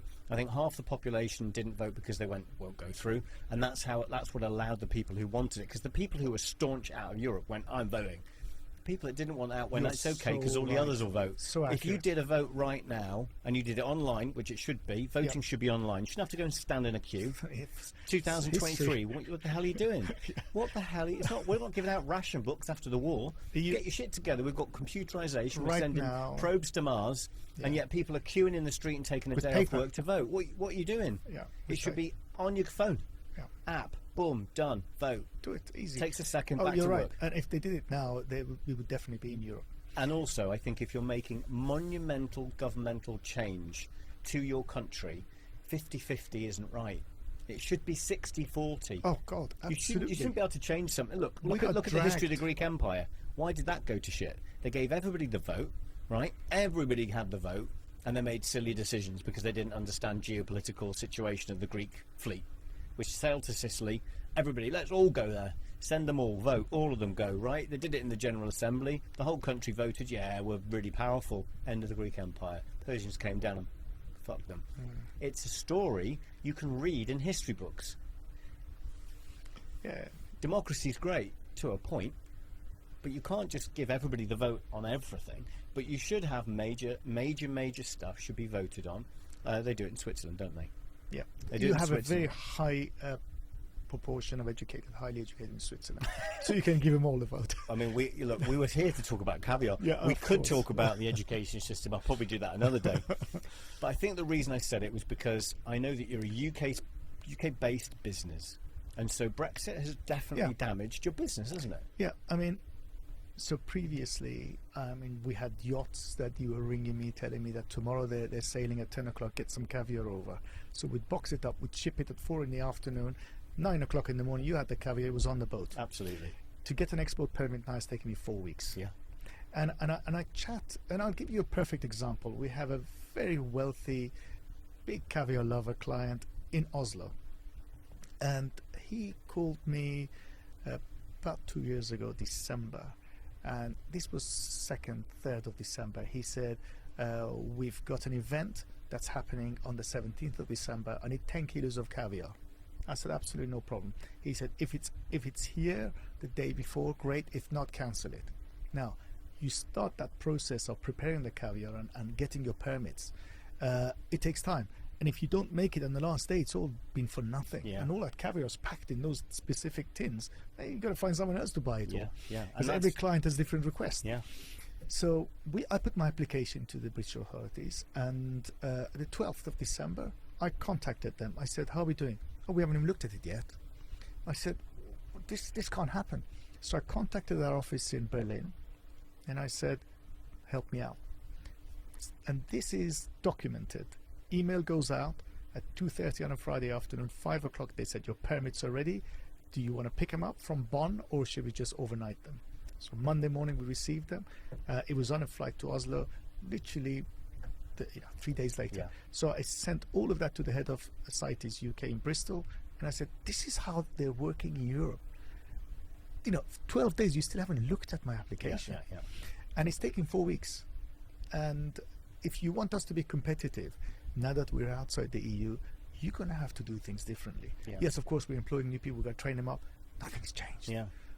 2023 now, vote was in 2016. They should have really been more ready. Well, So we hold our caviar. Part of my stock, as you well know, is held in the EU. For people like us. For people like you, and we're trying to get it to you almost as if we're still in the EU. Yeah. It's a really tricky thing. I mean, look, I'm not going to claim that every country in Europe has got their shit together. I think there's a lot of issues across the board in many, many countries with many subjects. But food supply should be instant, shouldn't be questioned. Completely it's agree. Food. I'm not saying people don't do dodgy stuff. Of course, we all know that the Italian oil fiasco, where they were buying oil from other countries and then pretending it was Italian because the quantity of Italian oil was high, and they didn't have the quantity because they had a bad crop and there was disease and all this kind of shit. So we know that people in food industries will do bad shit, but that's what the authorities are there to do. They're there to regulate and make sure it doesn't happen and to check. But it shouldn't stop the flow of food. When the UK recently was talking about we got no tomatoes because the crop failed in northern Spain, it was absolute bollocks. Wasn't true. I had tomatoes here every day from Spain. It was bullshit that the UK supermarkets generally told people because they're in cahoots with the government. That's why they're falsifying their pricing and putting prices of food up too high because they don't care about anybody except for their bonuses and the shareholders. I get, by the way, I understand business. I'm not an idiot. I understand shareholders need to be successful. I get that. Okay, I understand how the world works. I'm not going to pretend I'm an idiot, but you cannot tell me, and I said it in a podcast back in March, I said there will be supermarkets going to court for this, because I can tell you when Europe changed and went to the euro, price gouging happened, right? Because nobody really knew the price of a euro against a franc and a peseta and a Deutschmark, and all those currencies disappeared, and we had a euro. And they went, right, it would have been €1.50 for an espresso at your local coffee in the market. Now it's $1.90. So they banged on a very high percentage, and that was the same in supermarkets across Europe. It was an opportunity for everybody to go, right, we'll bump the price up and make a bit more money. Nobody saw it. Nobody knew. Nobody noticed it. They didn't even notice. And I'm not going to point the finger at any individual. It just happened everywhere. Everybody knew that this was an opportunity that they couldn't miss. And now with Brexit, perfect storm of Brexit and a pandemic, they're doing it again. And look at the prices in the supermarket. I know for a fact they're not going up that much in real terms. I just see my suppliers, people who supply me, taking the piss. I know they're taking the piss. Some of them aren't, some of them are. I know that you've been very kind with your prices towards us. I know that some are absolutely ripping the hell out of me. They're taking advantage, and you know, my clients come to me and say, well, how come the prices are high? My caviar prices haven't changed in years. Well, exactly. You and I spoke about this. You know, the metal tins, the empty metal tins we put the caviar in, they've doubled in price since COVID. And there's no reason. They say there's not enough raw materials. They keep supplying us short orders. Caviar prices have gone up. But the way I look at it is, clients like you have been with us for 12 years. We've got to now step up and look after you. So I don't really want to adjust my prices. And one of my top 3 Michelin star restaurants said, Ramin, all our fish, meat, supplies, everybody's put their prices 20%, up. If you want to put 30%. It up, put your price up, because it'll be fine. We accept it now, but don't surprise us later. I said, no, this is it. We have taken your trust. Now it's my job to deliver. You can count on it. Keep the caviar on the menu, because if it gets too expensive, you take all the luxuries off. So that's the way we are, and as you well know, you can count on stable pricing, stable quality, stable service. I want to move the subject on to yachting, and I want us, well, you, not me, I want you to give me an education, and definitely the clients we have some education, because I have a lot of clients, they say, send me a caviar list. They send that to the owner or the charter client, and then they come back and they'll order beluga in the middle of August. And I always say to the chef, that might not be the best option. In fact, I pre-tell them that. Definitely not now. Yeah, it's too hot. I'll be honest with you. First of all, if you're a yacht chef, right, and you know your food, you got your shit together, but you want to know more about caviar, tell me, what caviar should I be buying at different times of the year? Now, if I'm in the Caribbean at Christmas time, opposed to the Caribbean in February, or in the Indian Ocean in the middle of December, compared to the Mediterranean in the summer, what caviar at those times of year should I be ordering to get the best for the client? There's certain things to bear in mind here, Damien, by the way. There isn't a hard and fast rule about everything. Okay. So it depends which supplier you go to, which farm it was produced. You can buy awful caviar, awful beluga in December. Of course, But generally, my experience... I'm talking about buying it from you. Oh, thank you. So I'll only talk about my own experience and the way I buy caviar is October, November, December, January, February. Beluga is wonderful. Beautiful big eggs, lots of creamy flavour. Beluga Royale. I think a lot of chefs the Because every differentiation company between calls the it two? a different name. Okay, sure. So I've got two, Royal Beluga and then 000 grade. Correct. Reserve. This is just the way you and I work. Yeah. That it'll always be the same. We'll never change this. Royal Beluga is slightly lower quality, smaller eggs, darker color. Reserve Beluga is the one that we've selected. 000, the 3 zeros, was set by the Iranian fisheries back in the 70s. They point to the very best of all three sections: roe size, texture, color. 000 is the very best. So say that again. Roe size, texture, and soft colour. or color. Those are the three. What colour should Beluga be? Reserve Beluga should be grey, light grey, medium light grey. And Royal Beluga? Royal Beluga generally black grey, dark grey, anthracite. Okay. And you should have a little marble in it where I take it where it's connected, where that string's been connected to the umbilical cord. The little pupil of the eye I pointed to, a little black spot in there, is where it was connected. The little marbly effect you get is almost, we see that, you know what, this is not a hard and fast rule. Different experts have different opinions. The marbling effect you get when the egg is over-maturated a bit. Okay. So it's just going past stage 5 into stage 6, Okay. a little bit too far. That's what that relates to. But the little point that you see is generally the rule that you look for to identify Beluga visually. Okay. As a novice. Generally you should see it from a mile away, but there are certain Savrugas which similar colouring, large eggs of Savruga, you definitely think, well, I have to look at it twice, but the flavour will tell you everything. Okay, so what is the difference in the flavour of those two? Because obviously Saruga is much cheaper. Much cheaper, but that's only traditionally, because in the Caspian Sea there was a lot more Savruga, so the price was lower. Okay. They matured at a younger age. Beluga took younger to mature. In the wild you see them maturing at 25, 30 years old. In captivity, 12 years old. And Savruga in captivity is maturing at about 6 years old. But to be honest, they're very finicky what they eat and when they produce caviar. So generally not many farms invested in Savruga sturgeon. Well, what's the taste difference? I put some but that's to do with price. Is when I put it on availability. my tongue, how am I going to tell I the think difference between those two? Savruga is slightly stronger flavour. Beluga is creamy. More fishy. If it's slightly older, less fishy when it's fresh, but you will taste the salt slightly more with the Savruga because it's got less flavours to give. It's 3% salt. We put 3.5%. I've got this on my list to do salting in a minute because I think Yeah, that's we'll a talk subject about that. separately. Very isn't it? important. But It's a tell me- different so, subject. So this is the difference between your belugas. Yeah. So let's just cover that. The Royal Beluga, which we call it Royal Yeah. Beluga. We have it on our tins as Royal Beluga. But that's going to be darker. Still Smaller grey, eggs, but yeah. not Dark black, grey, black. yeah. But sort of anthracite. It's going to be darker than the Reserve. The Reserve's going to be a Special bit selection. a bit greyer. Reserve is lighter colour, larger eggs. And I think you get more flavour from the Are Reserve. they firmer? No, Beluga you never get really firm eggs unless you pasteurize them, which I'm completely against. Okay. I haven't sold pasteurized caviar, I don't think, for like 30 years. I think the first few years customers were asking me for longer shelf life, so I'd say, okay, fine, we'll stock pasteurized caviar. We don't even have a pasteurizing machine. Okay.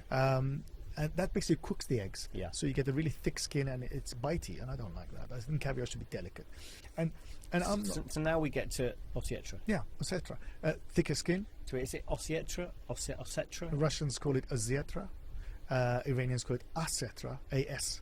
And I like to have a name, which I did the spelling many years ago, the way I like it spelled, O-S-I-E-T-R-A, Osietra, which sort of is somewhere between the Iranian translation and the Russian, Okay. the way we say it. And I find that Osietra has a really nice flavour. It's slightly creamy, but it's got a lovely, slightly nutty flavour at the end. And the salt shouldn't be doing the talking. The creaminess should be doing the talking. 3.5% salt. And then you have a golden Osietra. Now, obviously, from the Caspian Sea, we had, from the Iranian waters, with Acipensa persicus, which was Persian sturgeon. In Latin, it was Acipensa persicus. And we had B plus quality, A quality. And the golden caviar was from a rare variety of the persicus. From the Russian waters, it was the Guldenstati, which was the dark color and the light color. You had the Osietra and the golden Osietra. In captivity, because they've taken the fish from the Amur River, they've taken the fish from the Danube, you have various different fish. As I said, 34 members of the sturgeon family. So we get the imperial gold from our Shrinkidaricus, which is from the river, the Yalu River, which ran between Russia and China. and Espen Strenke, and also if we get a really special, it has to be very special, Guldenstati, golden version, big eggs. But you get that lovely hazelnutty aftertaste. It's the most popular caviar we sell this year. I completely agree with you. It's my favourite. We've gone from, I would have said, more Ossetra Royale. Now it's this year we probably sold more of the gold than ever before. But it's got different names depending on which company's selling it. Yeah. So what I want to try and get out there is when somebody orders Tsar Imperial. Yeah, let's get the confusion out of it. Yeah. Okay, so you have all these fantasy names that companies have come up with because they think that people get confused with the Latin names, because 34 members of the family, and then on top of those 34 they've now crossbred some of these. Yeah. So you can end up with 40, 50 different fish. There are some of them that are not farmed. So we have marketing names, which goes on the top label, and we have the Latin names, which by law has to go on the bottom label, where we have the nutritional information, the ingredients, and the Latin names, and where it was produced, and when it was produced.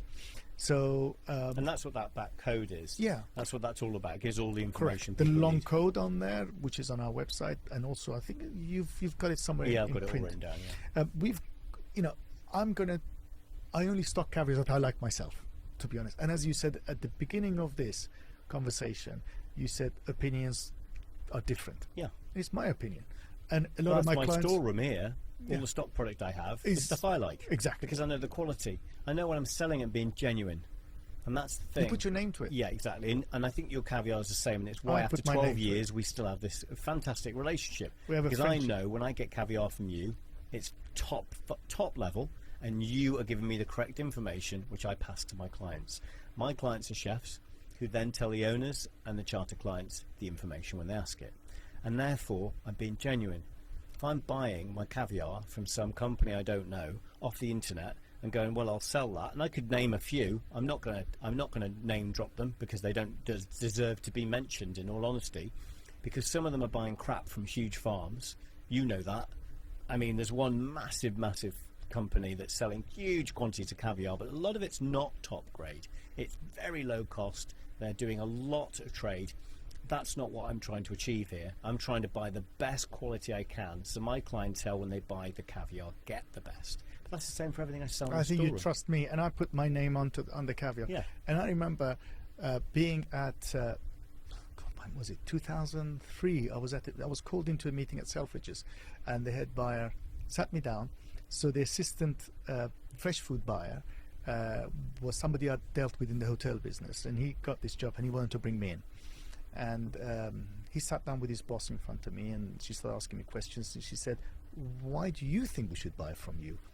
I said, well, it's your decision, but a lot of these chefs that work in top Michelin star restaurants, Gordon Ramsay's, Ramin, when they leave and set up their own business, the first person they call is me, because they trust me. They forget what my company name was. They remember me. Yeah. And that comes from trust. And so Andrew Kavanagh, who was the fresh food buyer at the time, he said, do you know, the one thing I never worried about was the caviar. Yeah. I worried about everything else I was buying. I left it to Ramin. And she said, that's fine. That's what you want from a supplier. And then I started supplying them, and then they said, okay, we're now going to entrust you with our own label. So we designed, with their help, design their labels. We then would pack the caviar to their order and put the labels on it. So, they were trusting me with their name, with their branding. Yeah. So that went on for about 15 years, and then they franchised the counter. So it became more a commercialized decision rather than some. I remember standing there. Do you not think that doesn't work long term? This commercialization of that type of thing. The loyal customers have gone from Selfridges. I remember standing there during December, and it's a tourist spot now.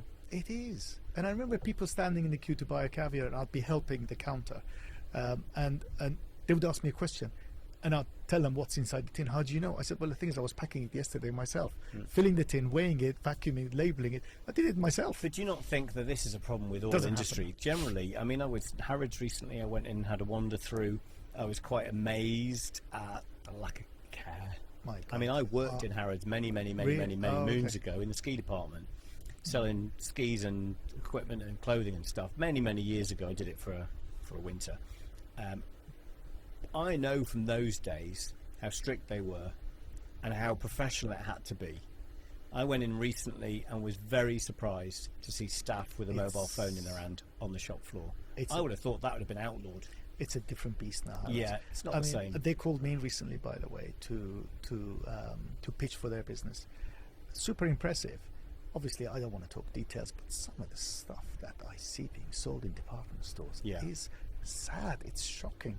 And you can't have trading standards checking every single till of caviar. No. It's done on trust. Yeah. And, you know, sometimes I go into these meetings and I don't tell them what they want to hear, and they don't want to do business with me.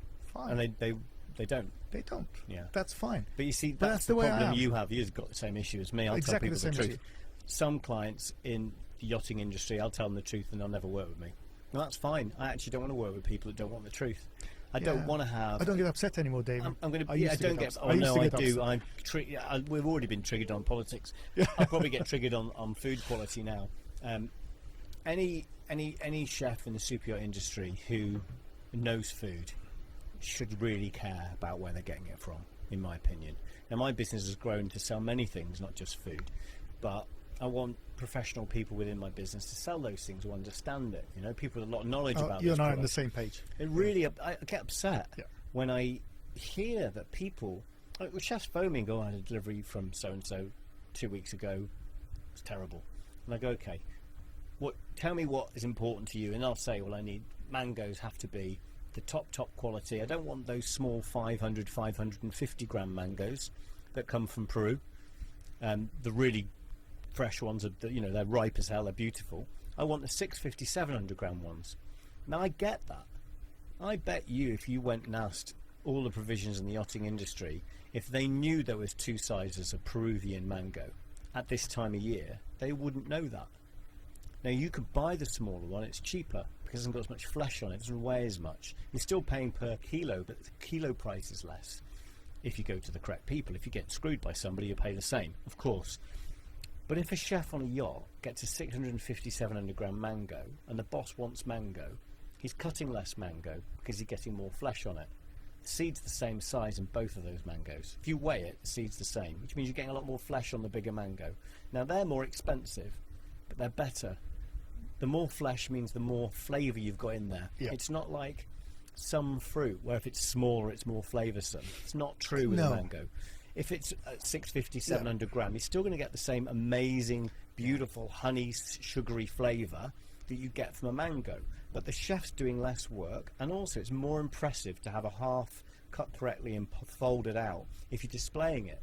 It looks better than the smaller mango. Yeah. So all of these things for me are intricate details of food that people mostly don't know.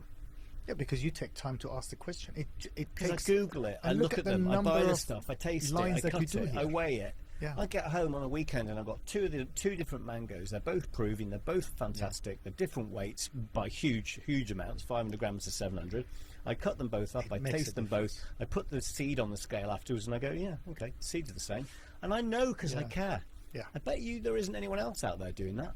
I see some really top chefs do that. Yeah. I don't see provisioners. No, of course with all respect to everyone, I don't see many. There are some, but then it takes a lot of your private time out of your family life. But I know more about what I'm doing. Yeah. And if I want somebody to come to my company and buy quality food, I want that chef to know he's not getting screwed. He's not. The price is the price because I know this information. You know the score. The chief executive of a company gets paid for making one decision, but he gets a huge amount of money for it.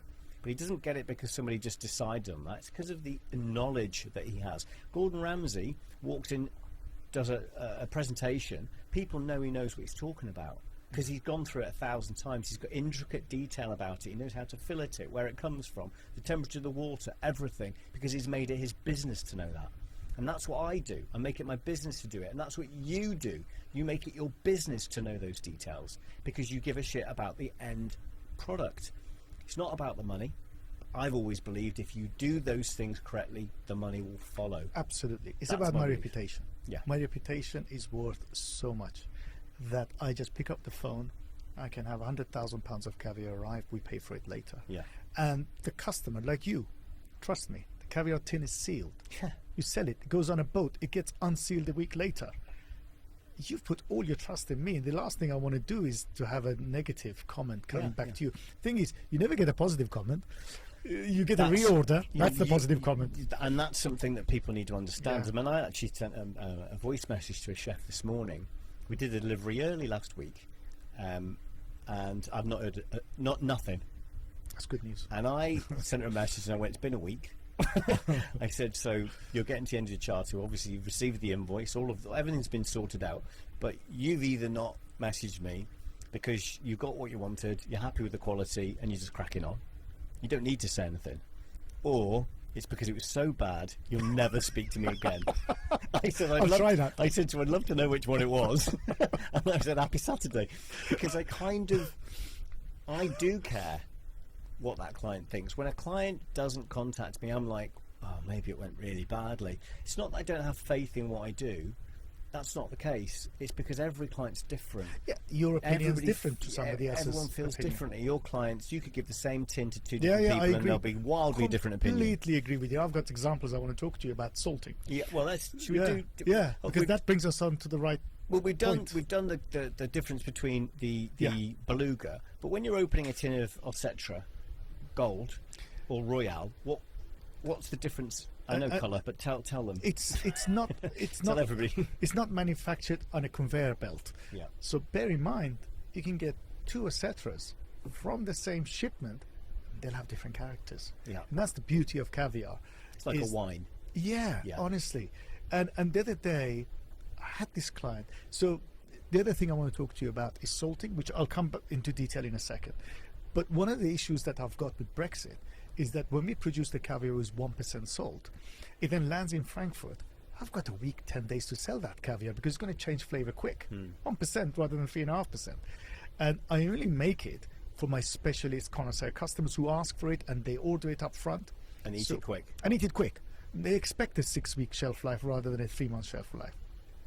And so I can't wait 4 weeks to get my import payment to the UK. Yeah. So I hold it in the EU. As they travel around the EU, I then ship it to them wherever they are. So it'll be arriving the day they arrive. So if I open a tin of Gold or Cetra, what colour am I looking at? So Gold or Cetra, you're talking anything from a sort of medium bronze. I don't really like the yellows. So we go to a light bronze into... I don't really like the yellows. So those are the sort of ones I pick for my own, because I actually think that when it goes too light, you start getting less flavor. Okay. It's just my opinion. I could be wrong. Somebody else could. Just your conjecture. Yeah, yeah, and that's why we're passionate about what we do. Yeah. Well, I'm the same with olive oil. Yeah. I mentioned it in a previous podcast, so I won't tell the same boring story.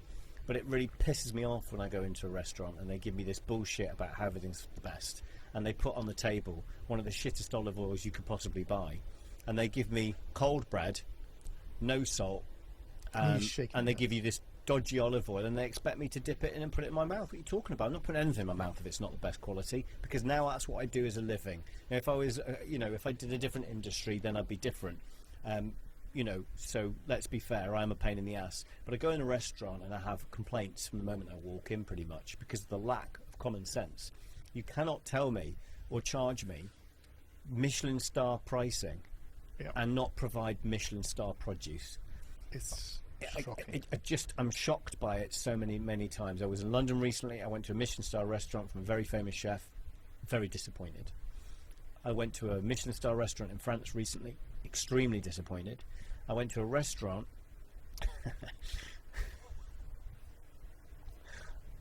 They need to be outed. It was that bad. You're not going to name them, I hope. I'm probably going to do a specific podcast on it. Okay. Rather than mention it now. Yeah. But everything about their restaurant was bollocks. Everything about it was bullshit. And when actually the waiter at the end said to me, when I hadn't eaten my dessert, said to me, did you not like it? I mean, first of all, never ask somebody if they like it. Because if you're confident with your food, you don't need to. There won't be anything left on the plate. Yeah. If it's a lady, maybe she'll leave some because she's not wanting to fill herself up, okay? So have some concept of what you're doing if you're a waiter, first of all. But never say to somebody, how was your meal? Was everything okay? Because the only bad thing that can happen is them go, no, shit, mate. Yeah, my wife hates it if I make a negative comment. She's just pay the bill, let's leave. There you Never go. come back again. That's very British, isn't it? It's very British. Actually, I do like that. Even though It's she's a Iranian, it's a very British. Oh, she was born in the UK. Oh, was she's she? Iranian, but Okay. born in Wales. Right, but it's a very British thing to do, is Completely. not complain. Well, I hadn't I love complained. that. I love that. I haven't complained for the whole meal. I do love a complaint in a restaurant, telling the truth. I've done it a few times in Michelin restaurants and gone, you having a laugh. Crispy base. Soggy, mate. No, but you do know your food. I know food, and that's Yeah, the worst I thing about noticed it. that. I'm a pain in the ass to Yeah, go out. you- Never go out for dinner with me. We're going tonight. We are. But I'm taking you somewhere very nice, because a beautiful place, nice, amazing food. It won't be crap. It'll be amazing. It's probably the best meal you're ever going to have in your life. Let's see. But anyway, the guy said to me, did you not enjoy your dessert? I said, that was not bad. It was terrible. It's probably one of the worst desserts anybody's ever put in front of me. I said, it was absolutely shocking. I said, shockingly bad. I said, now ask me what the second worst dish I've ever had in my life was. He went, what was the second worst thing you've ever had in your life? I went, the main course. He just sort of looked, and he went, and he actually had the audacity to go, do you want me to get you a different dessert? Or would you? I went, well, I've actually seen them all on the table. She had the apple crumble. That wasn't a crumble. Don't get me started on apple crumble. Another trigger. I said, the tiramisu, I said, was fucking laugh. That was a joke. I mean, I actually thought you maybe had a camera in here and somebody's punking me, because they know what I'm like in a restaurant. They've gone, oh, Damien's going to that restaurant. Wind him up. Let's wind him up. Get some cameras in there. Probably going to be on MTV later. Even though nobody knows who I am, I'm the perfect person to punk, because I lose my shit. Awful food. I'll probably do a podcast so I won't say the restaurant, because there's many people going there tonight who've got this fantasy that it's going to be nice. Do you agree, Damien? It's okay if they're passionate and they get it wrong. It's only, I 100%. get annoyed when they don't care. Yeah, this is the thing, but that's the same in any job. If you give a shit about what you do, mistakes happen. It's how you solve it, and even if you can't solve it, the fact that you give a shit about it, that's terribly important. In my job, provisioning to yachts, I can never get it right. You know, honestly, I can count on my hand how many deliveries we've sent that were perfect. And the reason that's the case is because they'll send me a list on a Saturday. I can't order anything. I can order it, but nobody cares until Monday, and they want delivery Tuesday morning. So I've not got Saturday and Sunday to do that order. That's a dream. It's a fantasy. Monday morning is hell. It's a here. fantasy. Monday is the worst day here ever, because all this stuff's come over the weekend. My staff will walk in on a Monday having had Sunday off. People go, well, you work Sunday. Yes, I do work Sunday. Yeah, I work actually. Sunday. Work 7 days a week, Yeah. and I have some staff who work 7 days a week, and I've got some people who need a rest. Okay, we do deliveries on weekends. If we have them, we do them. Of course we do. Can't shop on a Sunday. Nowhere's open. So what am I going to do? Bring shoppers in to sit in the office in an air-conditioned office and do nothing? No. If you send me an order on a Saturday afternoon, nothing happens with that order till Monday. I can order it, but nothing actually physically happens. You want it Tuesday morning at 9.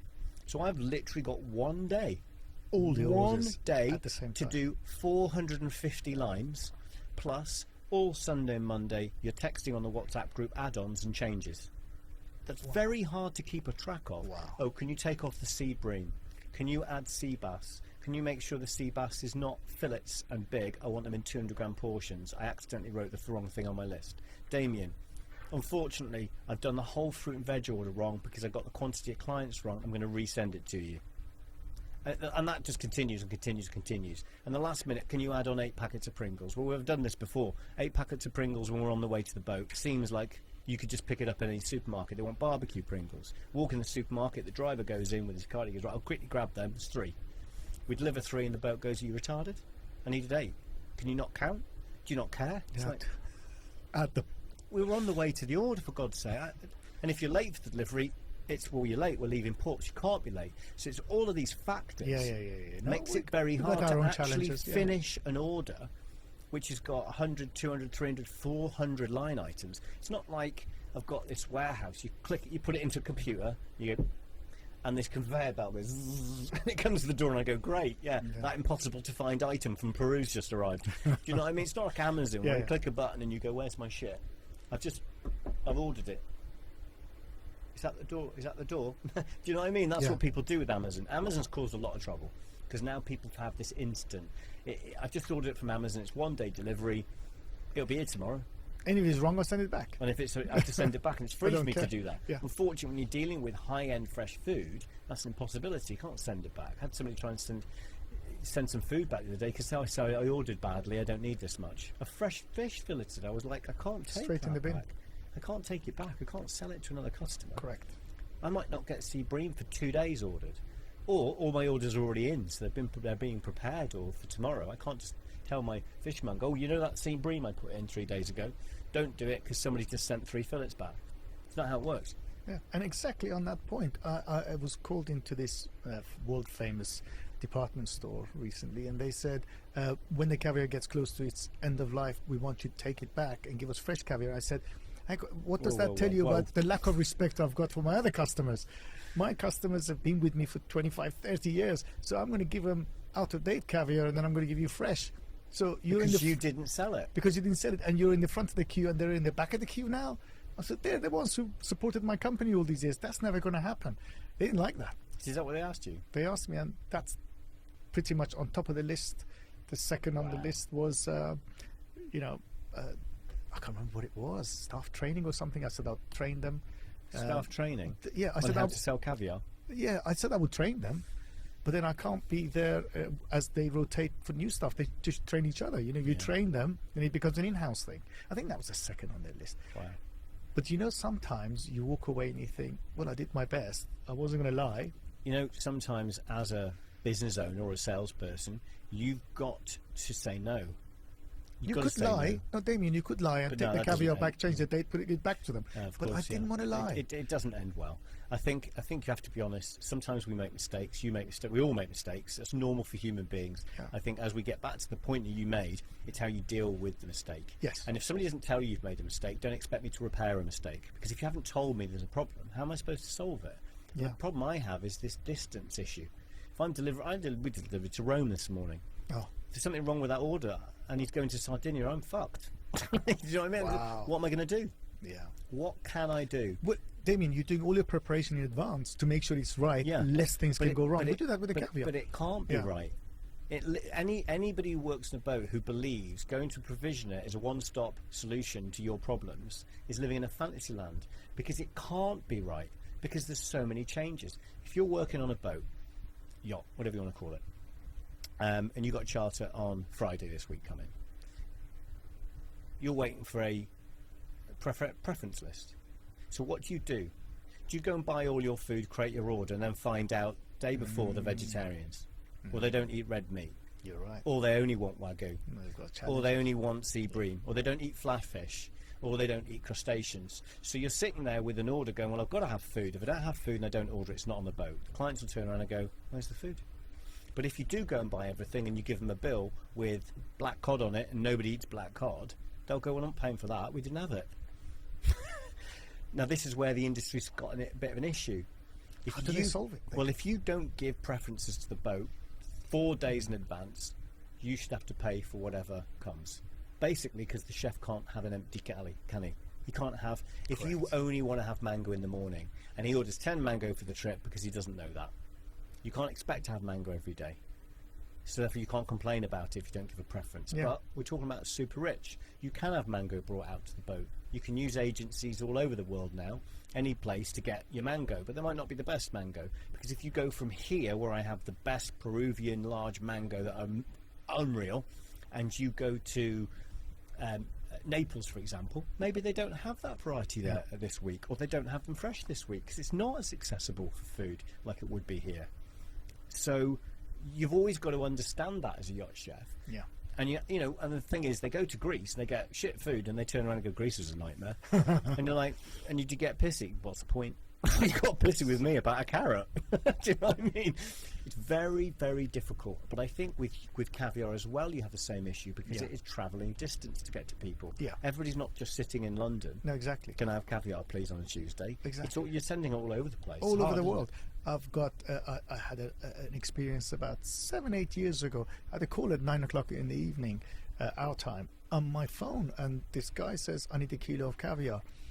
So very famous VIP Russians arrived, and he stipulated your caviar, and he took his phone out and showed a picture of your caviar. He said, "No, I've got Petrosian, I've got Caviar, I've got this. He said, no, this is the only one I want. I want a kilo. And I said, when he leaves, you never call me again. He said, I'll tell you what, send me 4 kilos. I sent it to him, and he said... Nice upsell. Well, I didn't suggest it, he suggested it. And he said, the VIP who recommended you took the kilo, and all his other chums on the other yachts wanted to keep up, so they wanted the same as yours. I know who the client is. And so Russian Sanctions were the one mentioning names, but this is before Sanctions, many years before. And he said, when we sell your caviar, people come back and they want it again. I said, but that's your answer. And he basically bought 25% of his stock from us. The following year, 50%, then 90% of all his caviars from us. And then it all went to shit. But we need to be paid. Yeah. But everything is good, and a lot of Russians have now left. Yeah. So they're in Dubai now. Have you still got a lot of Russians in London? Very few who are not on the sanctions list, and they're not spending that much, but Okay. they are still buying. I mean, there was one particular Russian who I've known since 2010. He would come on a Friday evening to the office, and probably as he's tasting, he would eat half a kilo. And Because he was tasting it. just tasting half a kilo of beluga. What do you mean, And he would say, can I try that? And you give him a bit, and he wanted more and more and more and more. And then next thing he said, I'll take 2 kilos of that. Of course, he'd pay for it. And so then he would eat half a kilo, easily on the order spot, another 2. and then take it at the weekend and finish it. And then he's the one who said to me, I don't really like all that salt. I said, well, it's 3.5% salt to preserve it, to bring the flavors out, but we need half a kilo in one go. The salt is going to build up on your palate. So obviously we had to do things different for him, and he's been a loyal client for 13 years. So let's talk about salting. Salting. So many years ago, just yeah. to give a bit of background, I asked you about basically why is it salted, and your answer was, well, when this whole industry really started, there wasn't refrigeration like there is these days. So actually, people would expect quite a salty caviar, and you said to me, if it's very salty, it's not great caviar. It's probably there to disguise something. Would you say that's probably true? Good memory.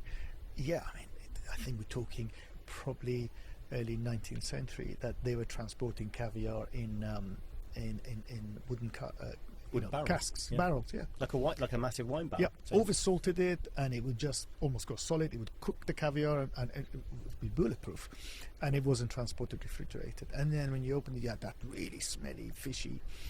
It was accepted that was the norm, but then refrigerators and good cold chains were reliable. Salting came down to about 6% salt, and in summertime, and in winter it was less. Now with just cleanliness, lack of bacteria in the labs and in the production area, we are now pretty much found that 3.5% salt gives you the maturation and the flavors, and also protects the caviar. Yeah. 3.5%. I think anything more attacks the palate, anything less shortens the shelf life.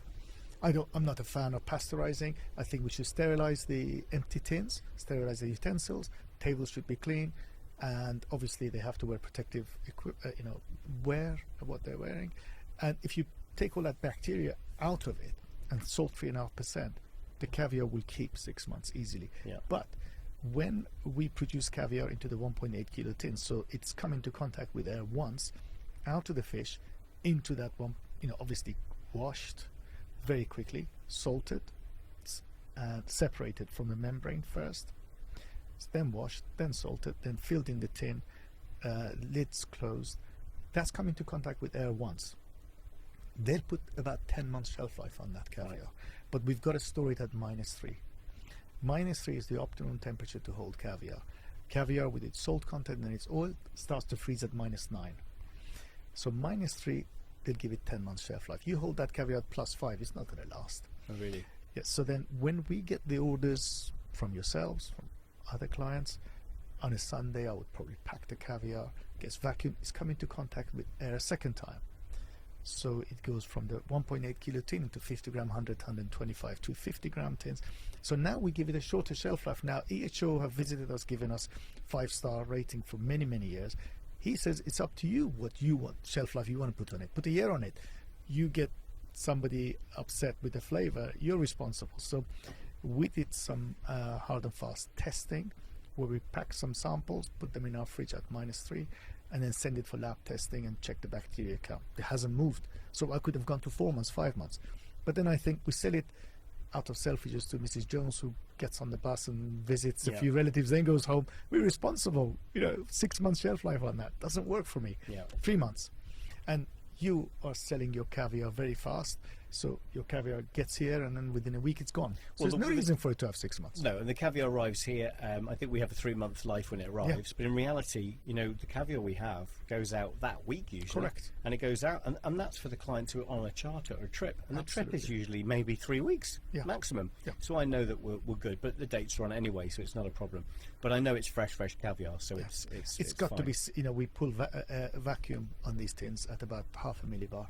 And sometimes I have seen somebody will open it, take a spoon out, a month later they say, oh, your caviar is a bit oxidized. Well, of course, air's got in there. 2 enemies of caviar, temperature and air. So when you open it, if you're a chef on a boat and you're opening a tin of caviar, I always say to them, buy a 125 gram tins rather than 250. Great size.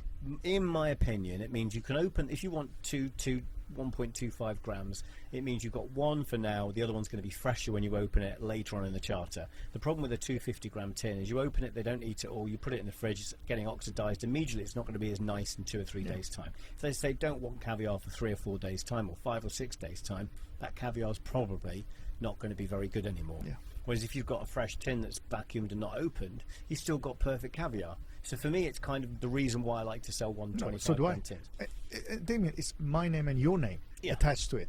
The client will eat that half a tin of 250 gram after 3 weeks, 2 weeks time. He said that caviar wasn't so good. Absolutely. It's got our name on it. And then the chef turns around and says, Damien, the client said your caviar wasn't very good. Well, hold on a minute, tell me the full story. Because I'm not getting the full story, just saying it's not good.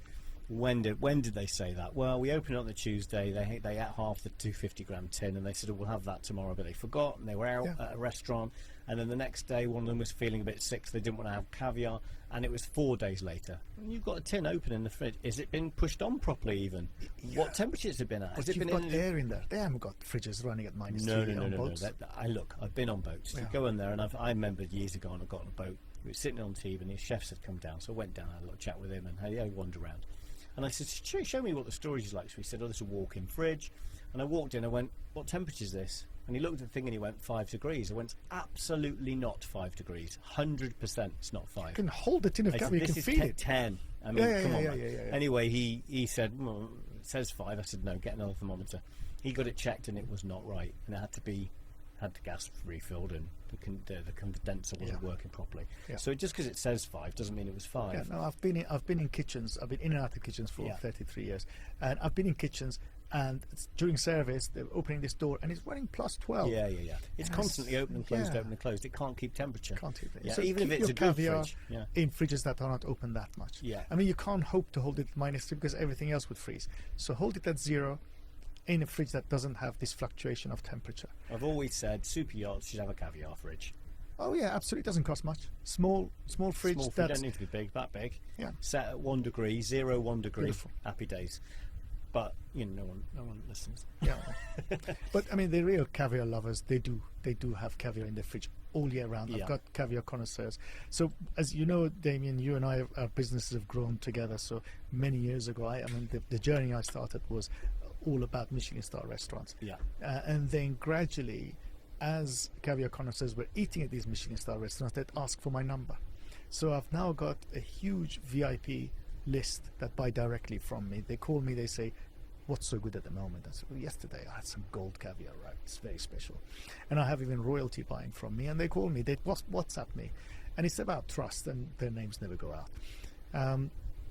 And great meeting I had with one of the #1 football guys we have in the UK. Called me in on a Sunday to his house, introduced me to all his kids and his wife, and tasted the caviar. And he asked me all the questions that the first time caviar consumer would ask. And then he trusts me, so I ship him caviar wherever he goes. Cool. It's about trust, and it's about, my opinion is this: do you agree with what I've selected for you? And he just said, oh, can I have it slightly different? You get it just right. So recently this Russian client said, we're back in the UK, can we have some low salt caviar? And I said, well, I'm holding all my low salt in the EU. And she said, well, no, I'd rather this, I'd rather that. I said, look, I'll tell you what, I'm going to find something special, I'm going to send it to you. You pay me when you're ready. Sent it. She just texted me when I was on the flight here, just as we were about to take off, and it said, absolutely perfect. Okay. Can I have more? Yeah. So, it's my opinion. I thought it would be right for her. There are certain Ocetras where the salt doesn't do the talking, the creaminess does, and I got it just right for her. So a chef on a boat, has had a preference saying we like caviar. That's all he's got. So hard to deal with. So What do you do? You know what, Damien? What should you do? I go middle of the lane. Middle of the road, you can't go wrong. With Ocetra or Imperial Gold, you can't go far wrong. Now, I have clients who love salt, and I send them berry. They say, wow, that was the best caviar I ever had. Because the salt content. Because of salt content. Yeah. And the thing is, because of the way the flavor is structured, the salt shows itself more. And sometimes this is going to be difficult to try and put it into words. Sometimes, very early in its life, as the salt crystals sit on the outside of the roe, you taste the salt more. Yeah. Then as it gets absorbed and it matures, it becomes less salty on the palate. As I'm talking caviar in general, by the way. Yeah. As the caviar gets old to around 6 months old, because you're losing a lot of the subtlety, you're now getting the salt flavors coming through. So do you think it needs salt? 100% it needs salt. I've had caviar with no salt, 2 or 3 hours old. It's bland, it's like eating paper. No flavour. No flavour at all. So the salt is... Yeah, well, look. I think it's part of it. We did it here the other day. We were cooking burgers. I wanted everyone to have a Wagyu burger because I hadn't had them. If you don't put salt and pepper on it, it's just raw meat. Yeah. It's very similar, isn't it? Yeah. With things like with caviar, of course. I The agree. salt does bring out the flavours of the meat. Yeah. Does bring out the flavour of the eggs, doesn't it? Yeah. And it's something that a lot of chefs always say you've got to season correctly. Sure. If you don't season your food correctly, That's where the caviar master comes in. Yeah. He's the one who starts selecting the fish, that looks at the egg size. He then decides exactly, is it 3%, 3.5%, 3.7% salt? He's the one who decides that from the structure of the eggs he sees there. Yeah. It's very, very vital. But also there's other things that is important in the flavor. Fish feed, water temperature, yeah. conditions. Of course. I mean, I'm not going like to name... anything you grow. Whatever Exactly. goes into it, from the water table on the land in Exactly. Bordeaux with the wine, from the sunshine, the slope degree, everything comes into it, and it's Matters. the same for It any matters. any product that you grow, whether it's fish or whatever. Not naming any farms, but there are certain farms that the fish live in mud-lined ponds, and you always get that earthy, muddy flavor in the caviar. And I refuse to stock that caviar. Yeah. And they always send me samples. Please, Ramin, buy from us this year. I can't put my name to it. Yeah. And there are farms that hold their fish in concrete tanks. Yeah. You don't get that earthy flavor, but the poor fish is, is scarred. Stressed, yeah. It's stressed because Yeah. every time it swims. So I like the fish to have depth of water, swim. You taste that in the caviar. Yeah. Cleanliness. Well, I've got another question for you, because when I started selling Chinese caviar, people would say to me, "I can't won't eat Chinese caviar."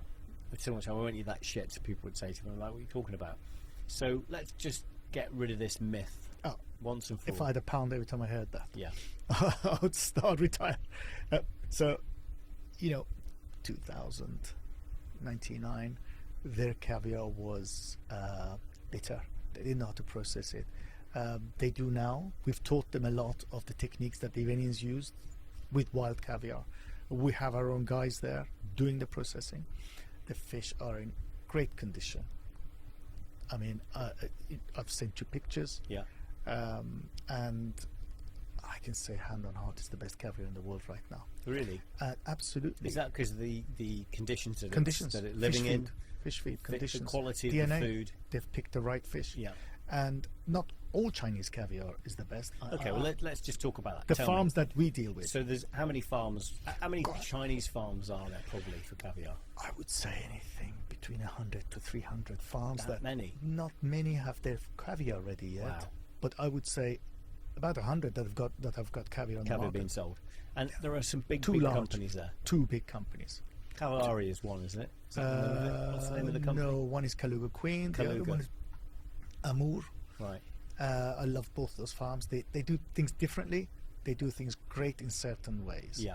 I like them both. Okay. And great to work with them. They have foresight. They think about the future. They want to make you better because you become a better client of theirs.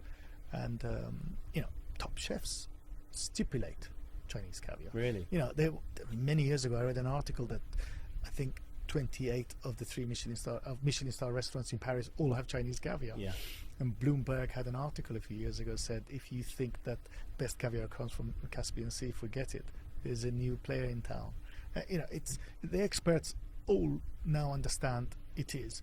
And I remember when I first introduced Chinese caviar into Gordon Ramsay's kitchen, one of Alain Ducasse's chefs was in the kitchen, and Claire Smith, who is now she has her own 3 Michelin star restaurant, she said, what do you think about this caviar, Chinese caviar that I had put on the table? And he said, that's all we use. And in fact, Mr. Ducasse has been to this particular farm that we work with, and he swears by it. Yeah. And I remember there was a very special event at Le Manoir, Raymond Blanc's, where they had great American chefs and great French chefs, all on a 10-day period, each cooking one day. Yeah. We got invited, and he said, which day would you like to be here? And I said, Chef Daniel Boulot's day. So we got there for lunch, and my wife said, don't leave me alone, I don't know anybody. So we sat, we're eating opposite the head table, and Ernest Julia Gallo's family were there. Yeah. Some chefs were at the top table. All of a sudden the waiter came and said, oh, you need it in the kitchen. So my wife said, don't leave me alone for too long. What am I cooking? They called me in there. Can you fill up the turbot, please? Thomas Keller comes up to me, says, I'm Thomas Keller. I said, of course I know who you are. He said, oh, yesterday I saw Nobu cooking with your caviar, and then I see Raymond Blanc cooking with your caviar. Why do I get this not golden caviar? Because your caviar was golden on those 2 days, and I've got just boring old berry. Yeah. And I said, sorry, that was the budget on the day. And he said, he put his arm around me, he said, do you want to be my best friend? Change this to golden caviar for tomorrow's day cooking. And I did. And he said, you're always welcome at the French Laundry whenever you come. Wow. That was a lovely experience. So, you know, it does matter what you put on the table. It really does. So great, very successful Japanese fusion restaurant that's all over Europe. Yeah. That the owner is a very good friend of mine. I've supplied them since 2002. And him and I had a chat. He was saying, Ramin, we're not going to be a Michelin star. We want to give people the very best. And I said, you know something? If everything is perfect, but then one thing isn't perfect, you start doubting everything else. Yeah. So everything to me has to be perfect. So your caviar has to be the very best caviar.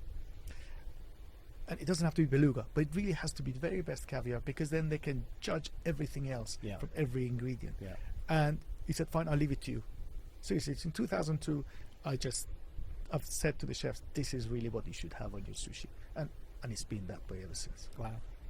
I mean, the thing about it is, it's when people start trusting that you know what you're talking about, and you gain that reputation, do you not find that it's easier to run the business? It's more enjoyable, Dave. Yeah. This was always my dream, and every box is ticked now. I'm there. Yeah. And it's that trust which says that's the profit of the business. Yeah. And you've got the same thing, I'm sure. It's when that person trusts you and say, you send me what you think is right at the moment, and it's like, wow, that's worth a lot. I do have some chefs who are very, very open.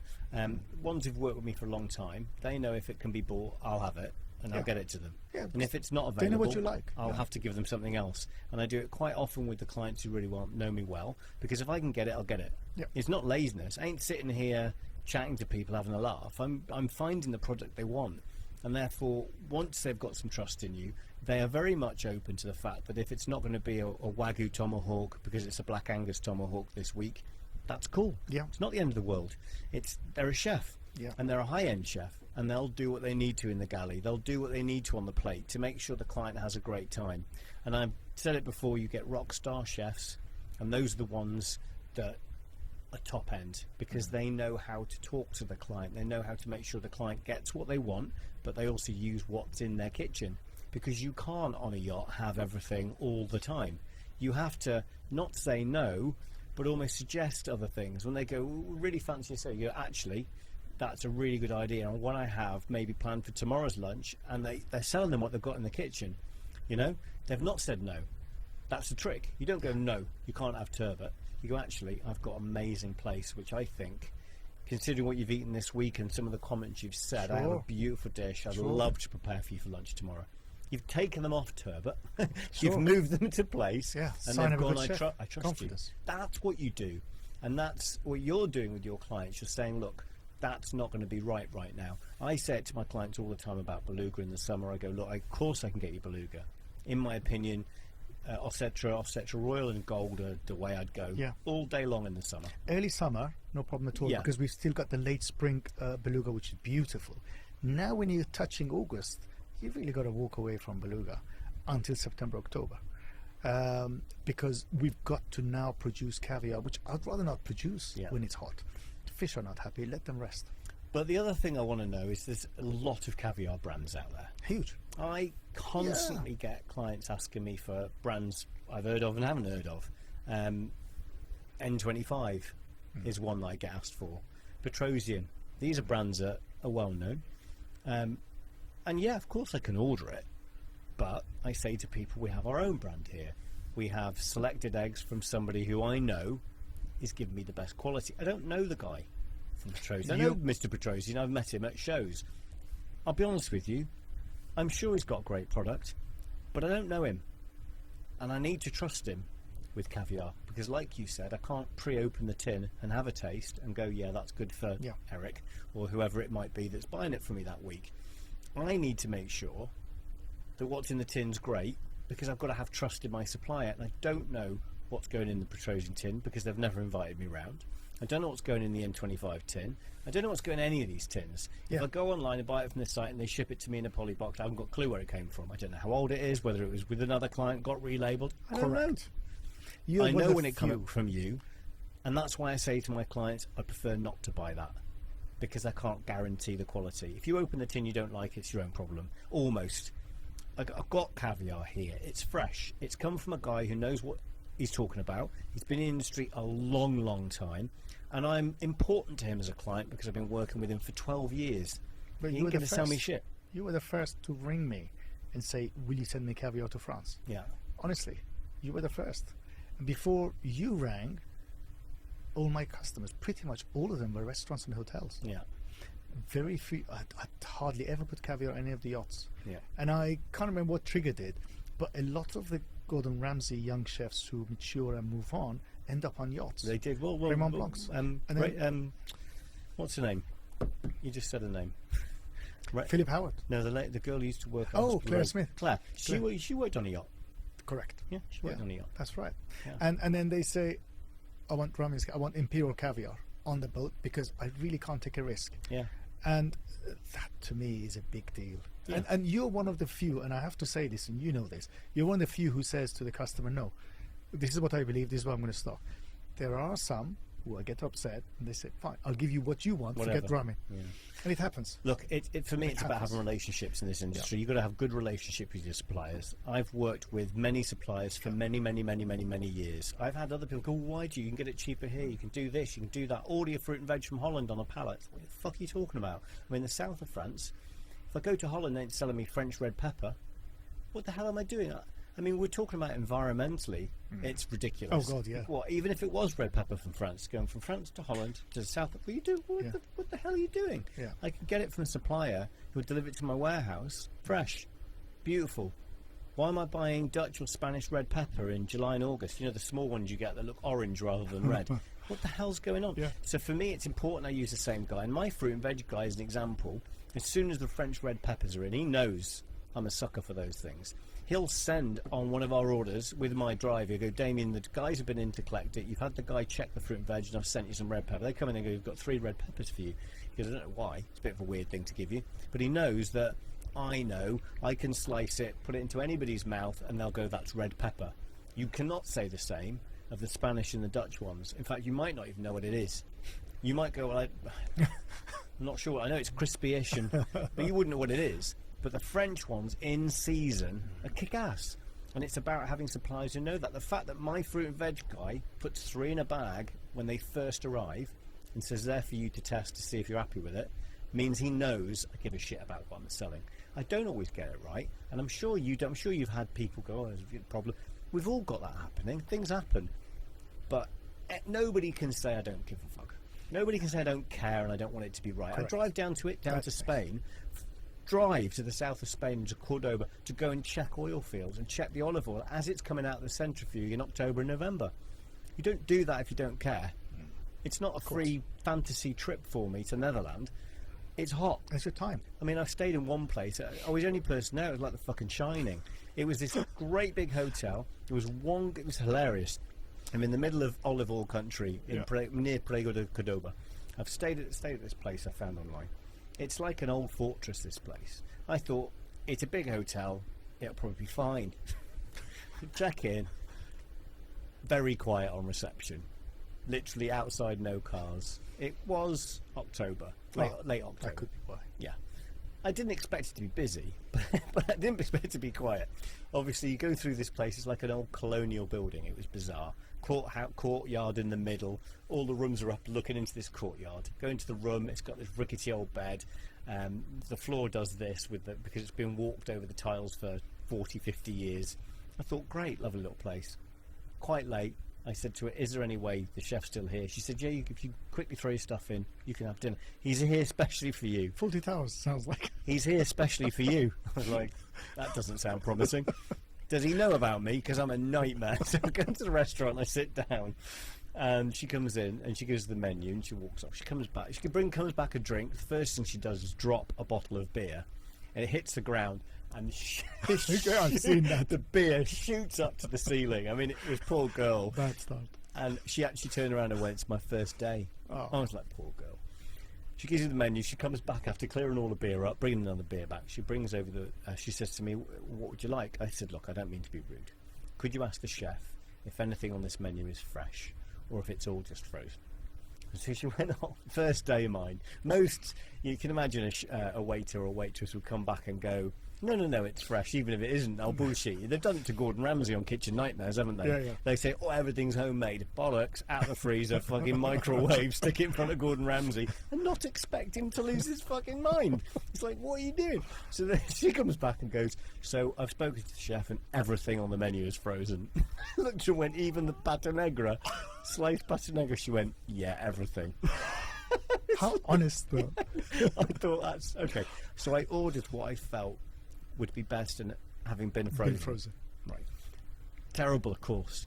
But it was the fact that these are the things I've done over the years to try and find the best produce. Driving through the olive groves, trying to find little farms and hand-picked places where you're going to see maybe they only make 20,000 litres of that olive oil, but maybe it's kick-ass and they don't sell it anywhere. And I've got these people sending it to me every year, and every year they get in touch and send me a sample. They send me a fucking sample. As soon as they've made it and bottled it, I get a sample in November, maybe December, depending on the olive grove. They'll send it to me, and it's saying taste the olive oil for this year, because they know I'm not going to buy it if it's shit. But this is what we do here. It's very different, and it's why I love your business, because it's who you are as well. Thank you. And that's why I wanted you to come today. Thank you. So we could talk about Caviar. We can maybe give some information out to people that they previously didn't know, but also so they realise that people like you and I do exist in the food industry. Yeah. I'm not having a go at everyone else. No. They do exist, and Sure if you find that person who gives a shit, keep using them, because the others don't care. Not all of them, but a lot of people are in it for the wrong reasons, and that's many businesses. Honestly, I have met another provisioner during December. He's sleeping in the office because he's doing so many hours, and he's got a family. And there are a few of us in this business who care. My wife said, why can't we be like other families? On a Saturday, go shopping. On a Sunday, go Sunday lunch. And I said, well, you know what? There's got its perks, the business. So you have to accept the good things and the negatives. There you go. She now accepts. She's fine with it.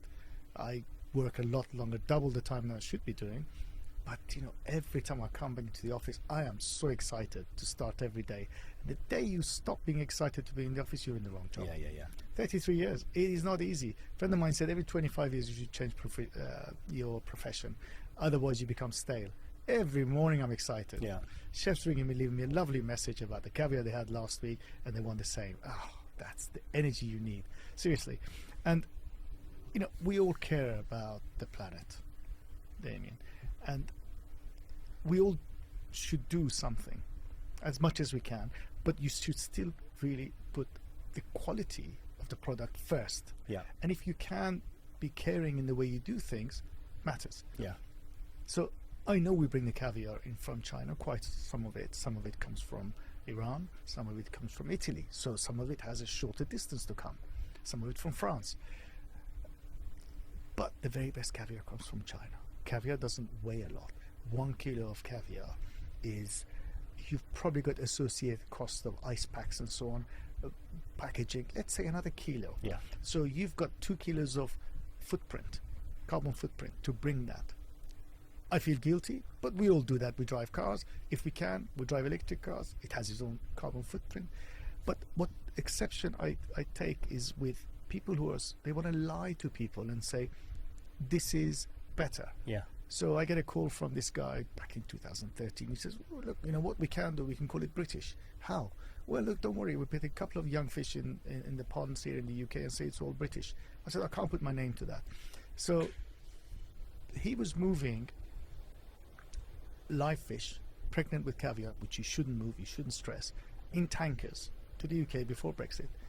And I worked it out that each kilo of caviar had 250 kilos of carbon footprint, just so you could call it British. And I think that's pointless, absolutely objectionable. And then it turned out that after Brexit it became too difficult, so then he would send British salt and salt it in Germany. And I said, look, this is just playing with words. And then I read an article in the paper saying that they were moving, I think, Polish chickens to UK for a week, and trading standards would say if it was fed in the UK that the proportion of that process has happened in the UK because they've been fed, so you can call it British chicken. Yeah.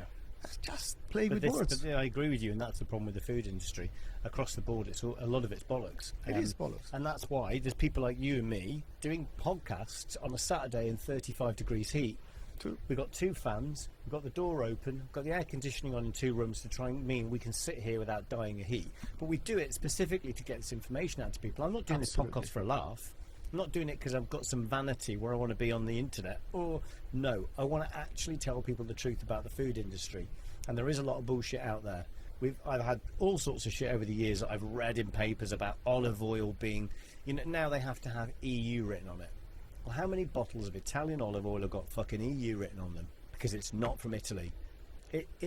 Read the bottle, read it, look at the brand, and if you want to buy a good olive oil, read about it, Google it. You can Google it. You can see straight away.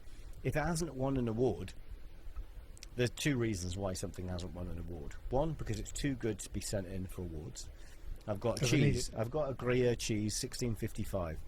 The guy who owns that company, I know him. I've met him several times, and I buy that Gruyere specifically because it's the best. It never won an award. Why has it not won an award? Because everybody in Switzerland knows it's the best. That's the most expensive, and it's the best Gruyere you can buy. Everybody knows if you've got money, you buy that one. It doesn't need to be in an award situation because it's been there 50 years, 100 years, who knows? Everybody knows it. So that's one reason. And the other reason it's not been put in awards is because they know it wouldn't win. It wouldn't get a medal. There you go. End of story. And when you see something with a silver medal on it, what the fuck are you talking about, silver medal? My clients aren't interested in silver medals. Second place doesn't count to them. They want the best. They've got a fridge full of 16 of the world's best cheeses. I've got a cold room with the best spices in. I've got the best olive oils you can buy. And they're not the most expensive. That's the whole point. They're not the most expensive because they've not got a brand name that says add 50 euros a kilo, which is all bollocks too. It's all about getting people the best produce, and people should realise in the food industry especially, brand names do not mean it's the best. Now you can put it on a Louis Vuitton shirt and have it made anywhere in the world, and you are buying a brand. You're buying status symbol. I'm sorry, but you shouldn't be buying status symbols if you want food. Exactly what you said earlier. You said, why would people want your caviar rather than Petrosian or this and that and the other? The difference is relationships. It is the relationship I have with those 2 caviar masters that we send to China to produce the caviar. It's my relationship with them that at the end of each production they take photos, WhatsApp them to me, put my initials on the side of the tin, seal it. When I get it, I know what's inside. Yeah. It's the fact that I stand on a Sunday, instead of being out with my kids, stand on a Sunday, fill the tins, weigh them, classify it in the fridge, who's going to have what on a Monday. That's the difference between me and Petrosian. Yeah. Tell me the last time Mr. Petrosian stood there and did filling caviar on a Sunday. Well, I wouldn't have thought he does it anymore. No, I don't think He'd so. get his moustache caught in it. He's a very nice man. I've met him at a couple of shows. Great marketing. Yeah, I think the company's fantastic. Yeah. I'm in awe of companies like that, but it's been going 100 years. Recently, Their their father started. 100th. Sorry? Their father, I think, started Oh, it. yeah, he did. Yeah. And I love the history of companies like that. You know, and I've bought a lot of their salmon over the years. They've got some great produce, which is really cool stuff. You know, and the odd client says to me, they will only have Petrosin, you have to buy it. So I've bought the odd tin over the years. You pay the price. Yeah, but it's more expensive me buying it from them at a wholesale cost price that they give to someone like me, because I buy fish from them. So they're giving me those retailer prices. It's still more expensive than I'm selling my caviar at. Yeah. I think our caviar prices are fantastic compared to so many other people. I really do. Yeah, no. And for the quality and the prices, you can't be beaten. I've thought about the pricing, and I set those prices in 2019. They haven't changed. Yeah. They've been fixed. Quality fixed.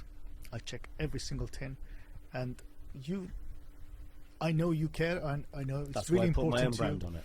And that's why we brand we white Exactly. label our caviar so people know it's quality. You Yeah. can't buy it in the shops.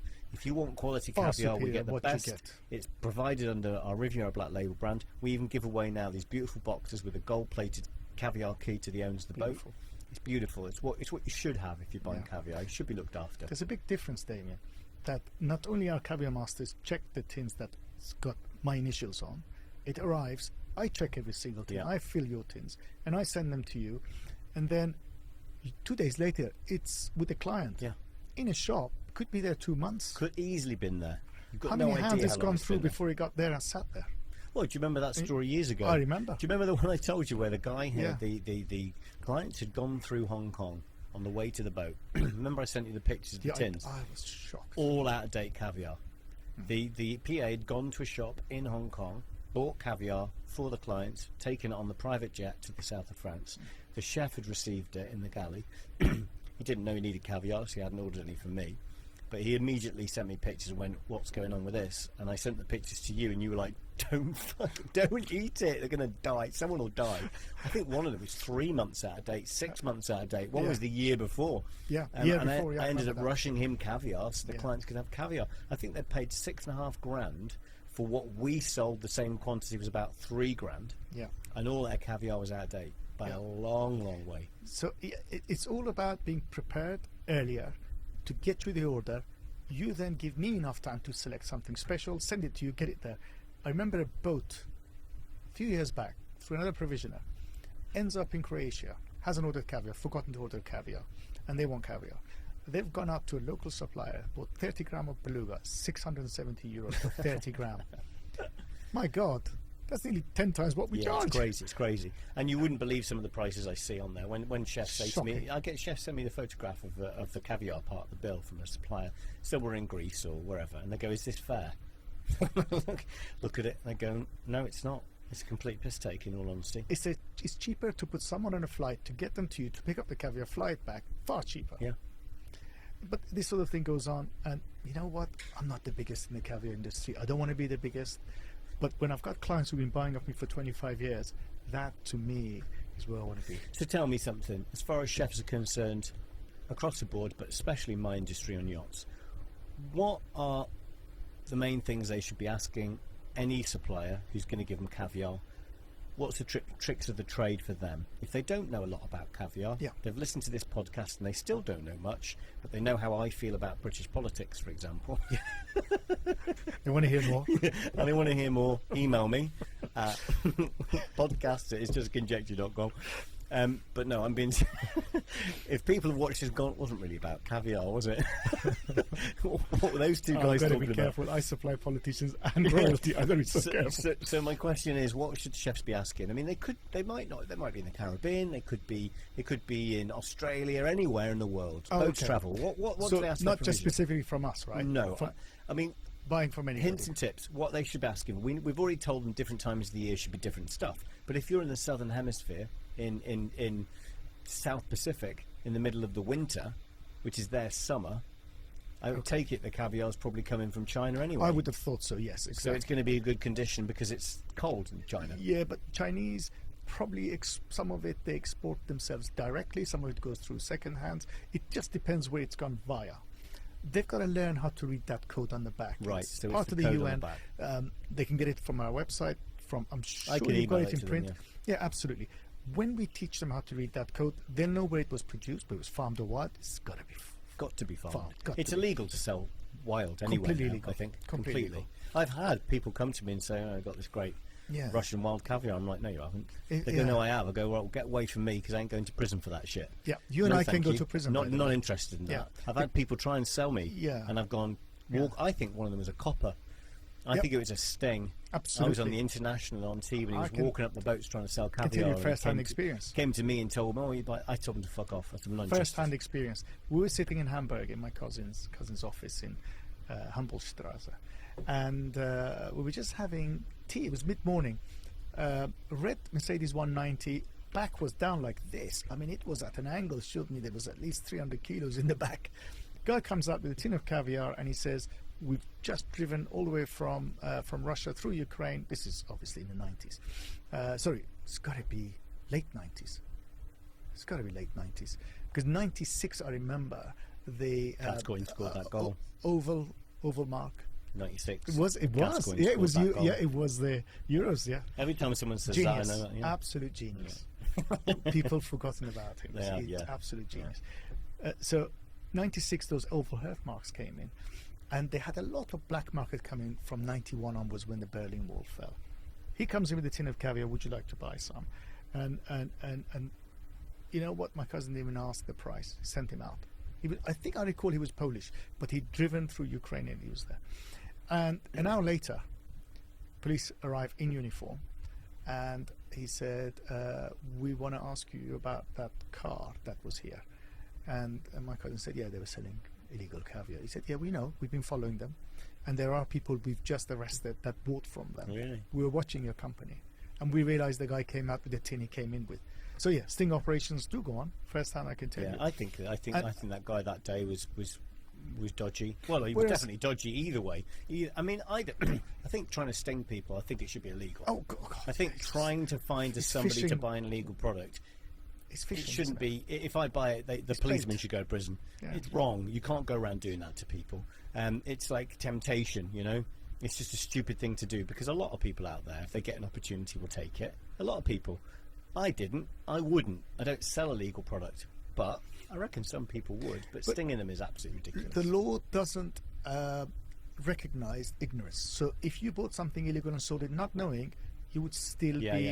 you'd still be prosecuted. And that's something that chefs on boats should be very, very, very aware of. If Yeah. you're off in one of these strange places in the world, when I say strange, not here, anywhere apart from here, and somebody offers you wild caviar, be very fucking careful. not It's worth it. illegal. It's not Not worth it. Your guests aren't going to have a better experience because of it.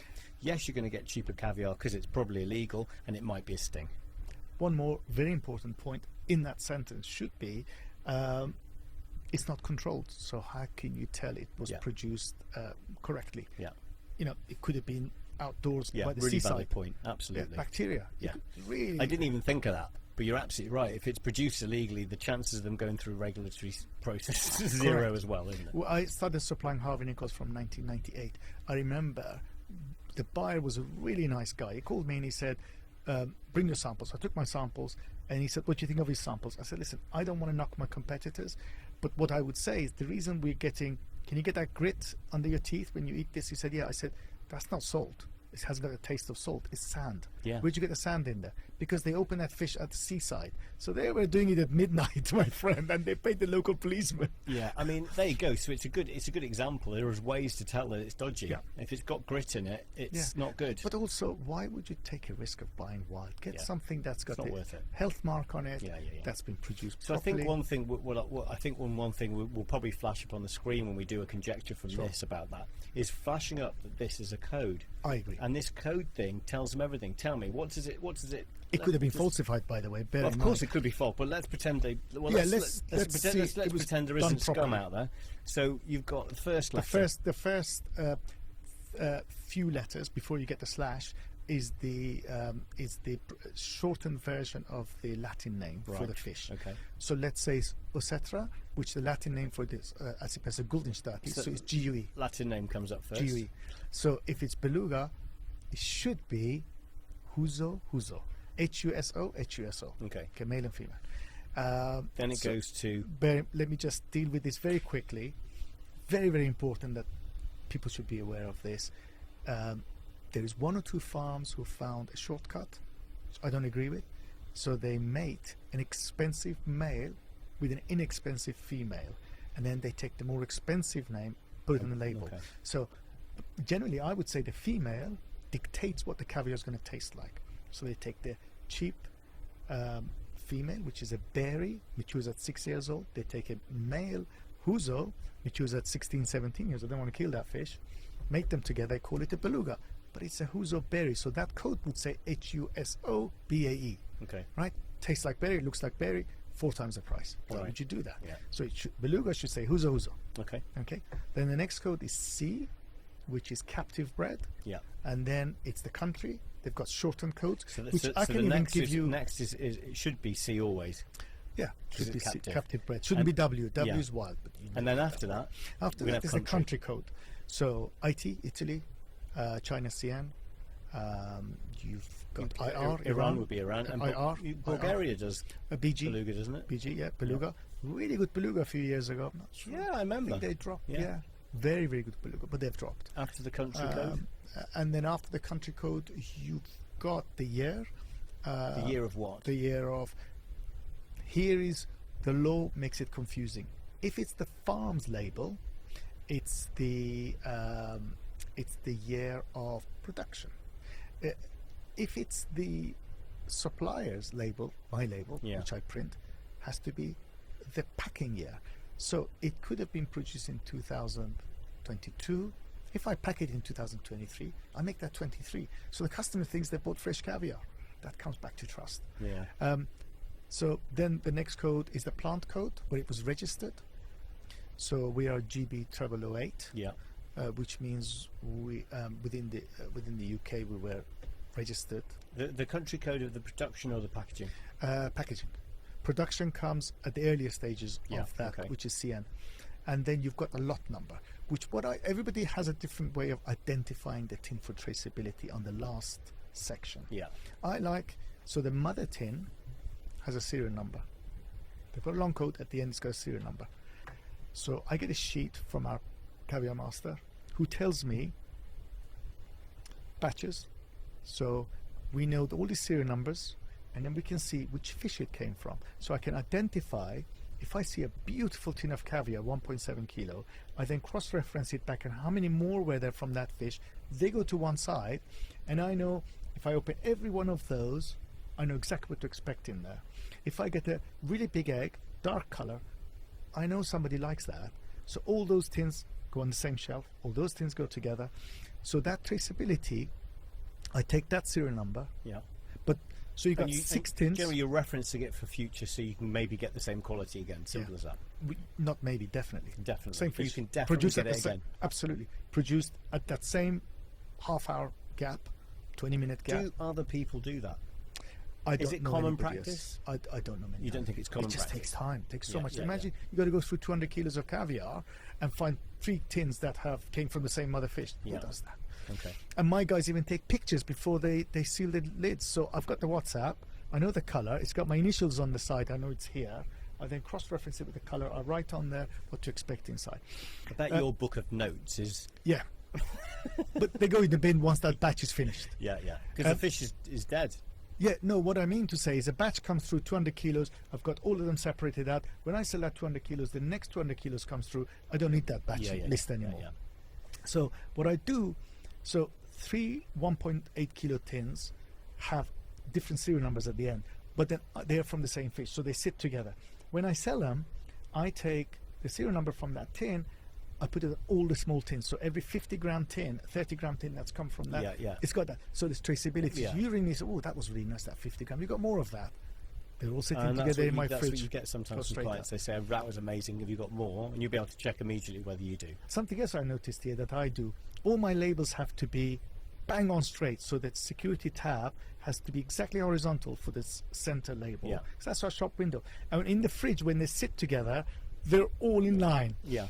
Because every step you take, here I've noticed, it tells your character. It Yeah, tells of you course it that does. you check every detail. Do you know why I label everything precisely the way I do? So all of our spices, I don't get a company to label them. We get them packaged from several different people depending on where it's come from, but we label it. And the reason we label it, or I label it mostly, is because it has to be exactly as I want it. If the spout is here and you click that lid, the middle of my label must be in the middle of that section. And on a spice jar, there's 2 different sizes. It always has to be the same one for every spice, not randomly. And you have to tighten the lid before you do the labeling, because sometimes they're sealed with the seal underneath. The lid's not as tight. It should be not tight, stupidly tight, but it should be very firm, and that's when you put the label on. And then the label on the top should all be in line. And That's the how I reason am. I'm this pain in the ass that most people work here will tell you is because I watched and read information about Steve Jobs. I'm going to blame him. I don't like iPhones, don't like Mac computers, all that bollocks, but if people do, fine, love it, have a nice time. But I'm not a fan, but I'm a fan of the way that he did things. And when his dad walked in his garage, there's a famous story of when he was making the Apple Mac 1, or whatever it was called. That's how much I don't care about his products. I don't even know what they were called. His dad came in the garage and said, let's have a look. And he said, your chipboard looks like an absolute disgrace. Get your shit together. And he said, what do you mean? He goes, that's part of your product. It should all look immaculate and build from the ground upwards. And if you do that, everything will work. You'll know where there's a problem. You'll be able to find it easy. If you just make a chipboard like that, you're just the same as everyone else. And it was the day that Steve Jobs was like, he's absolutely right. We need to get that sorted. And for me, when I put our labels onto anything that we brand, it has to be straight, in the middle. I throw more labels in the bin when I practice doing it than I can imagine. Some of our labels you put on once, that's it. You can't put another label on. You have to get it right. But that shows our customer that we give a shit. You do. My spice Every labels, step. I've got all of the spice names here, but also on the top, because some people put them in a drawer low down. And you can see. And if you look thought down, you about can it. see all of the different spice names. You're not going through them one after the which one's my chipotle flakes. As a chef, especially on a vessel, you need it quickly. So I put everything in a place that makes it easy for the client. The end consumer has an easier day, because not only should it be the quality of the product, but it's the quality of how it's packaged and the care at which we take. That's the same for your product, and it's something you notice just looking around my place today. I did notice that. But the thing is, some things customers don't see. Doesn't But what matter. they do see, They get it, they hear it. they work out the rest. They work it It's out. human nature. They might not see it and notice it, but subconsciously they go, Sure. I like that product, and I don't really know why. Yeah. But that's enough for me. I'm training my daughter to, hopefully, the 2 girls to take over the business one day. But she said, Dad, why do you want it done like this, the stickers? So I'm training them just to do stickers and paperwork. Caviar is still me. And I said, it takes just as long to do it straight than to do it not wonky. So learn to do it straight and you'll be a lot quicker over time. And I'm so quick when I'm doing the labels because I get them straight, but it's second nature now. Yeah.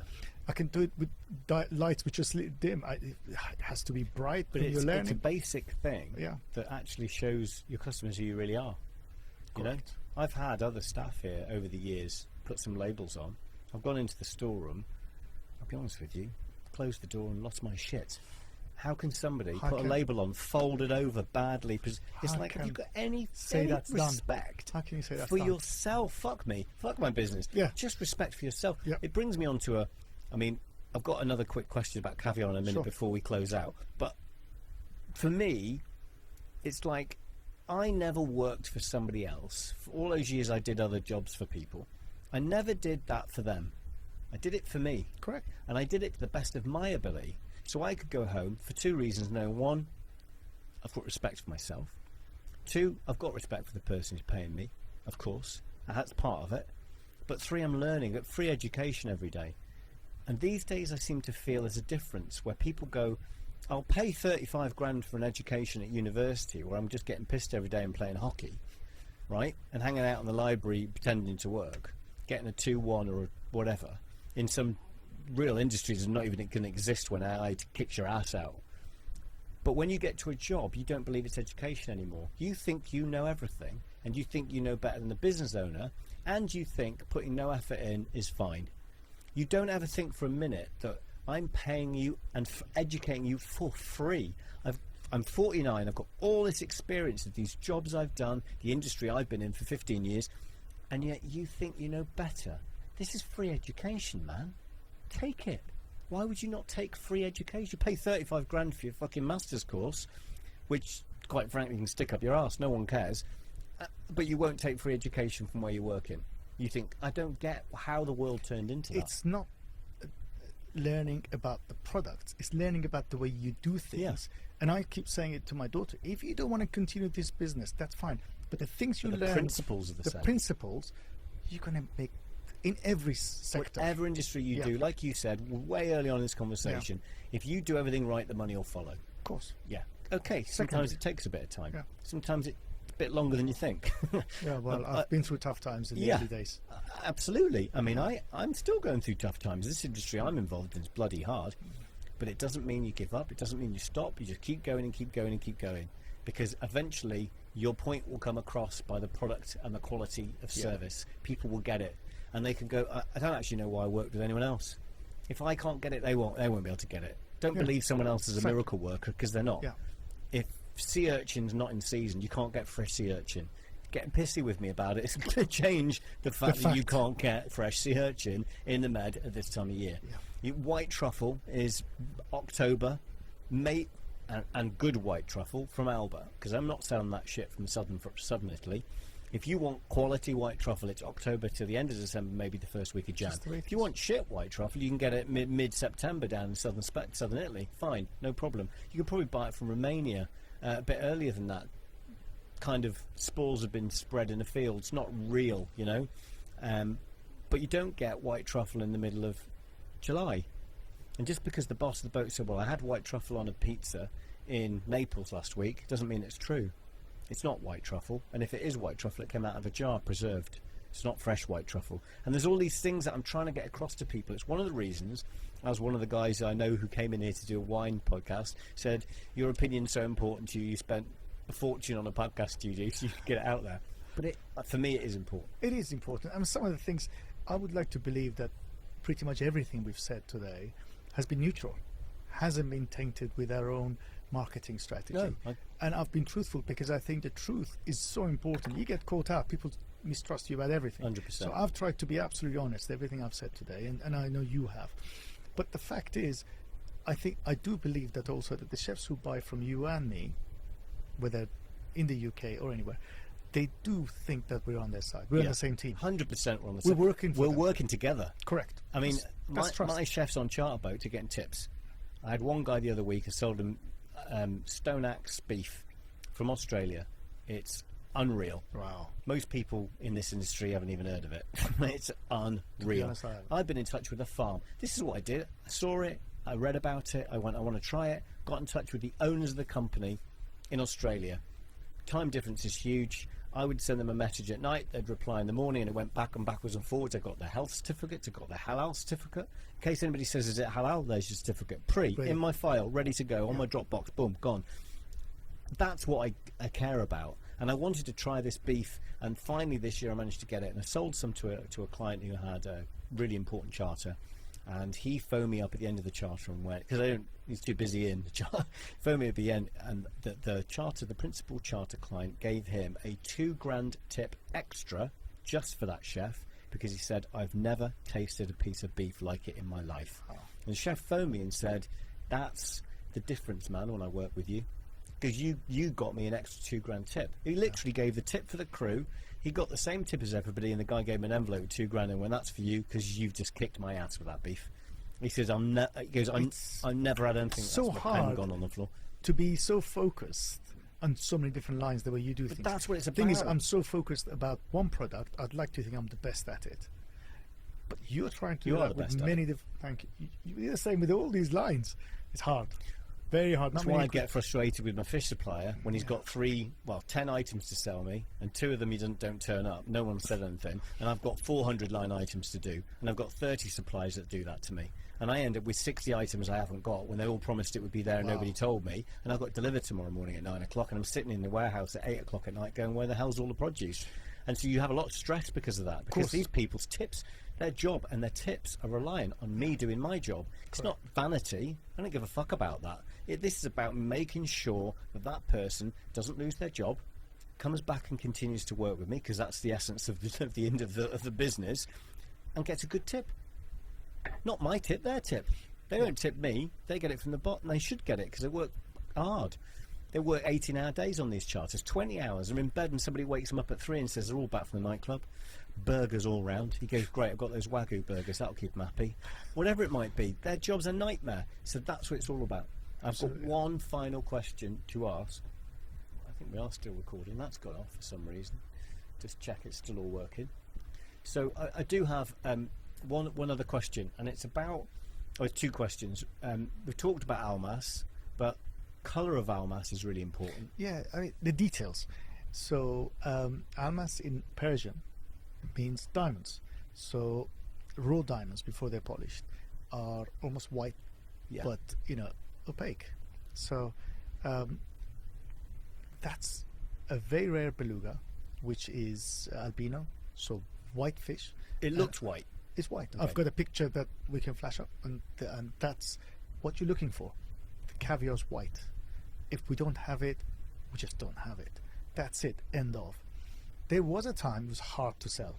There was an Instagram in the early days. So about 1974, 75, my cousin told me a story. He said, we had this white caviar. We didn't know what to do with it.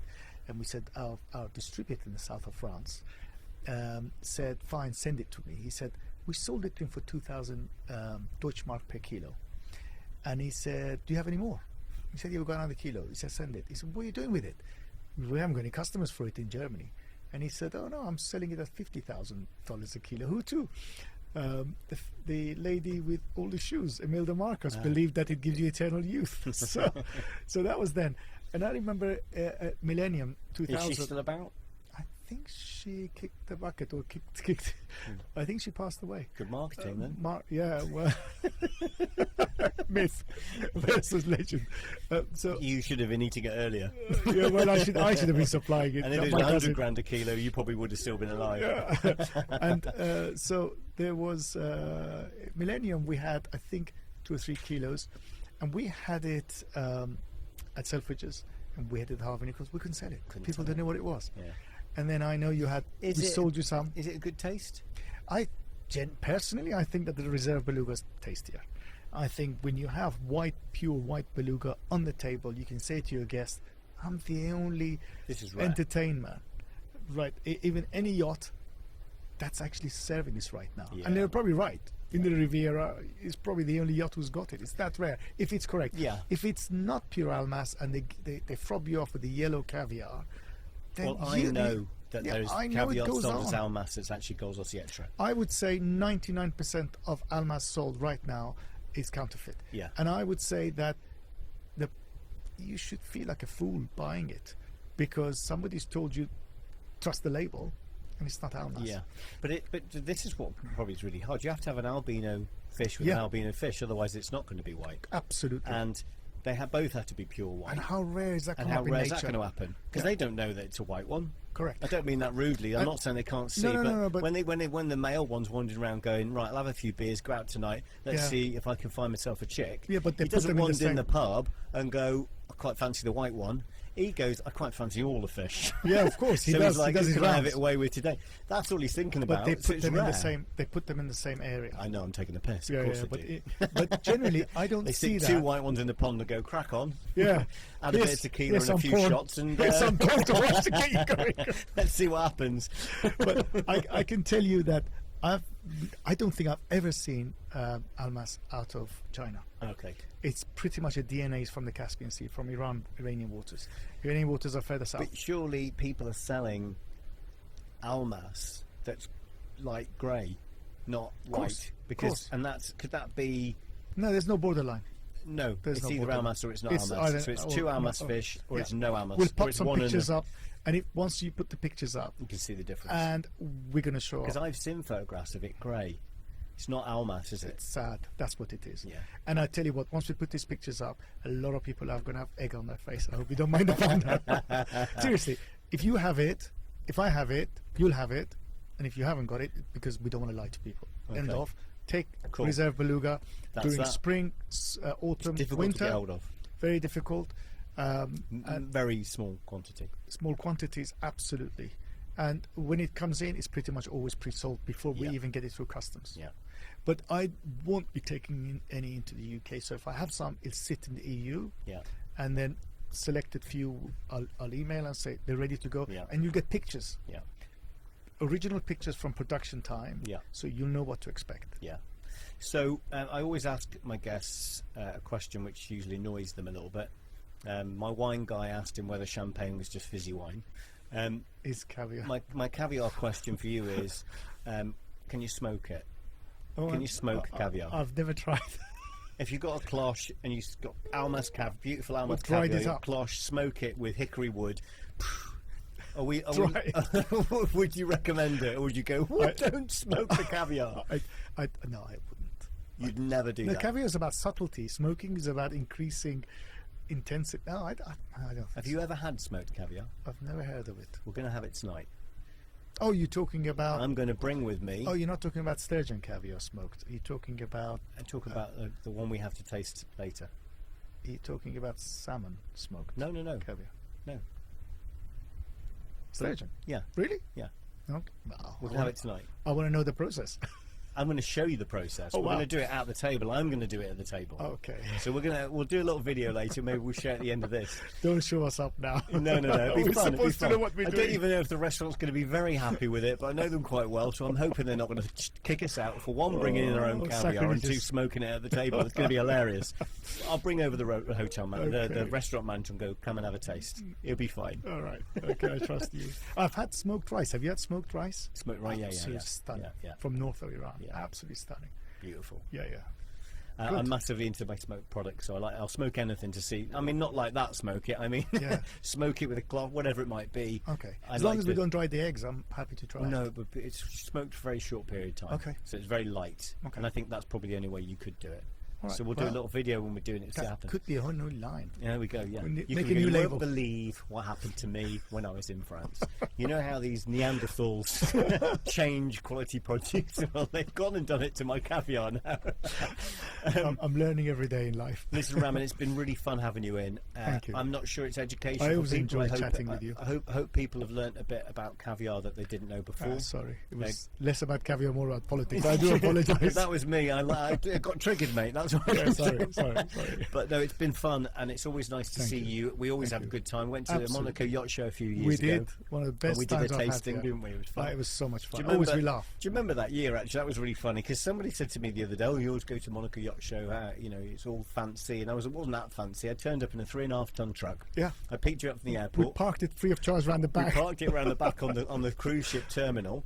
I was in my work clothes because I'd just done a delivery, and you were standing outside by the port, and I went in the back of the 3-ton truck to put remember. a suit on.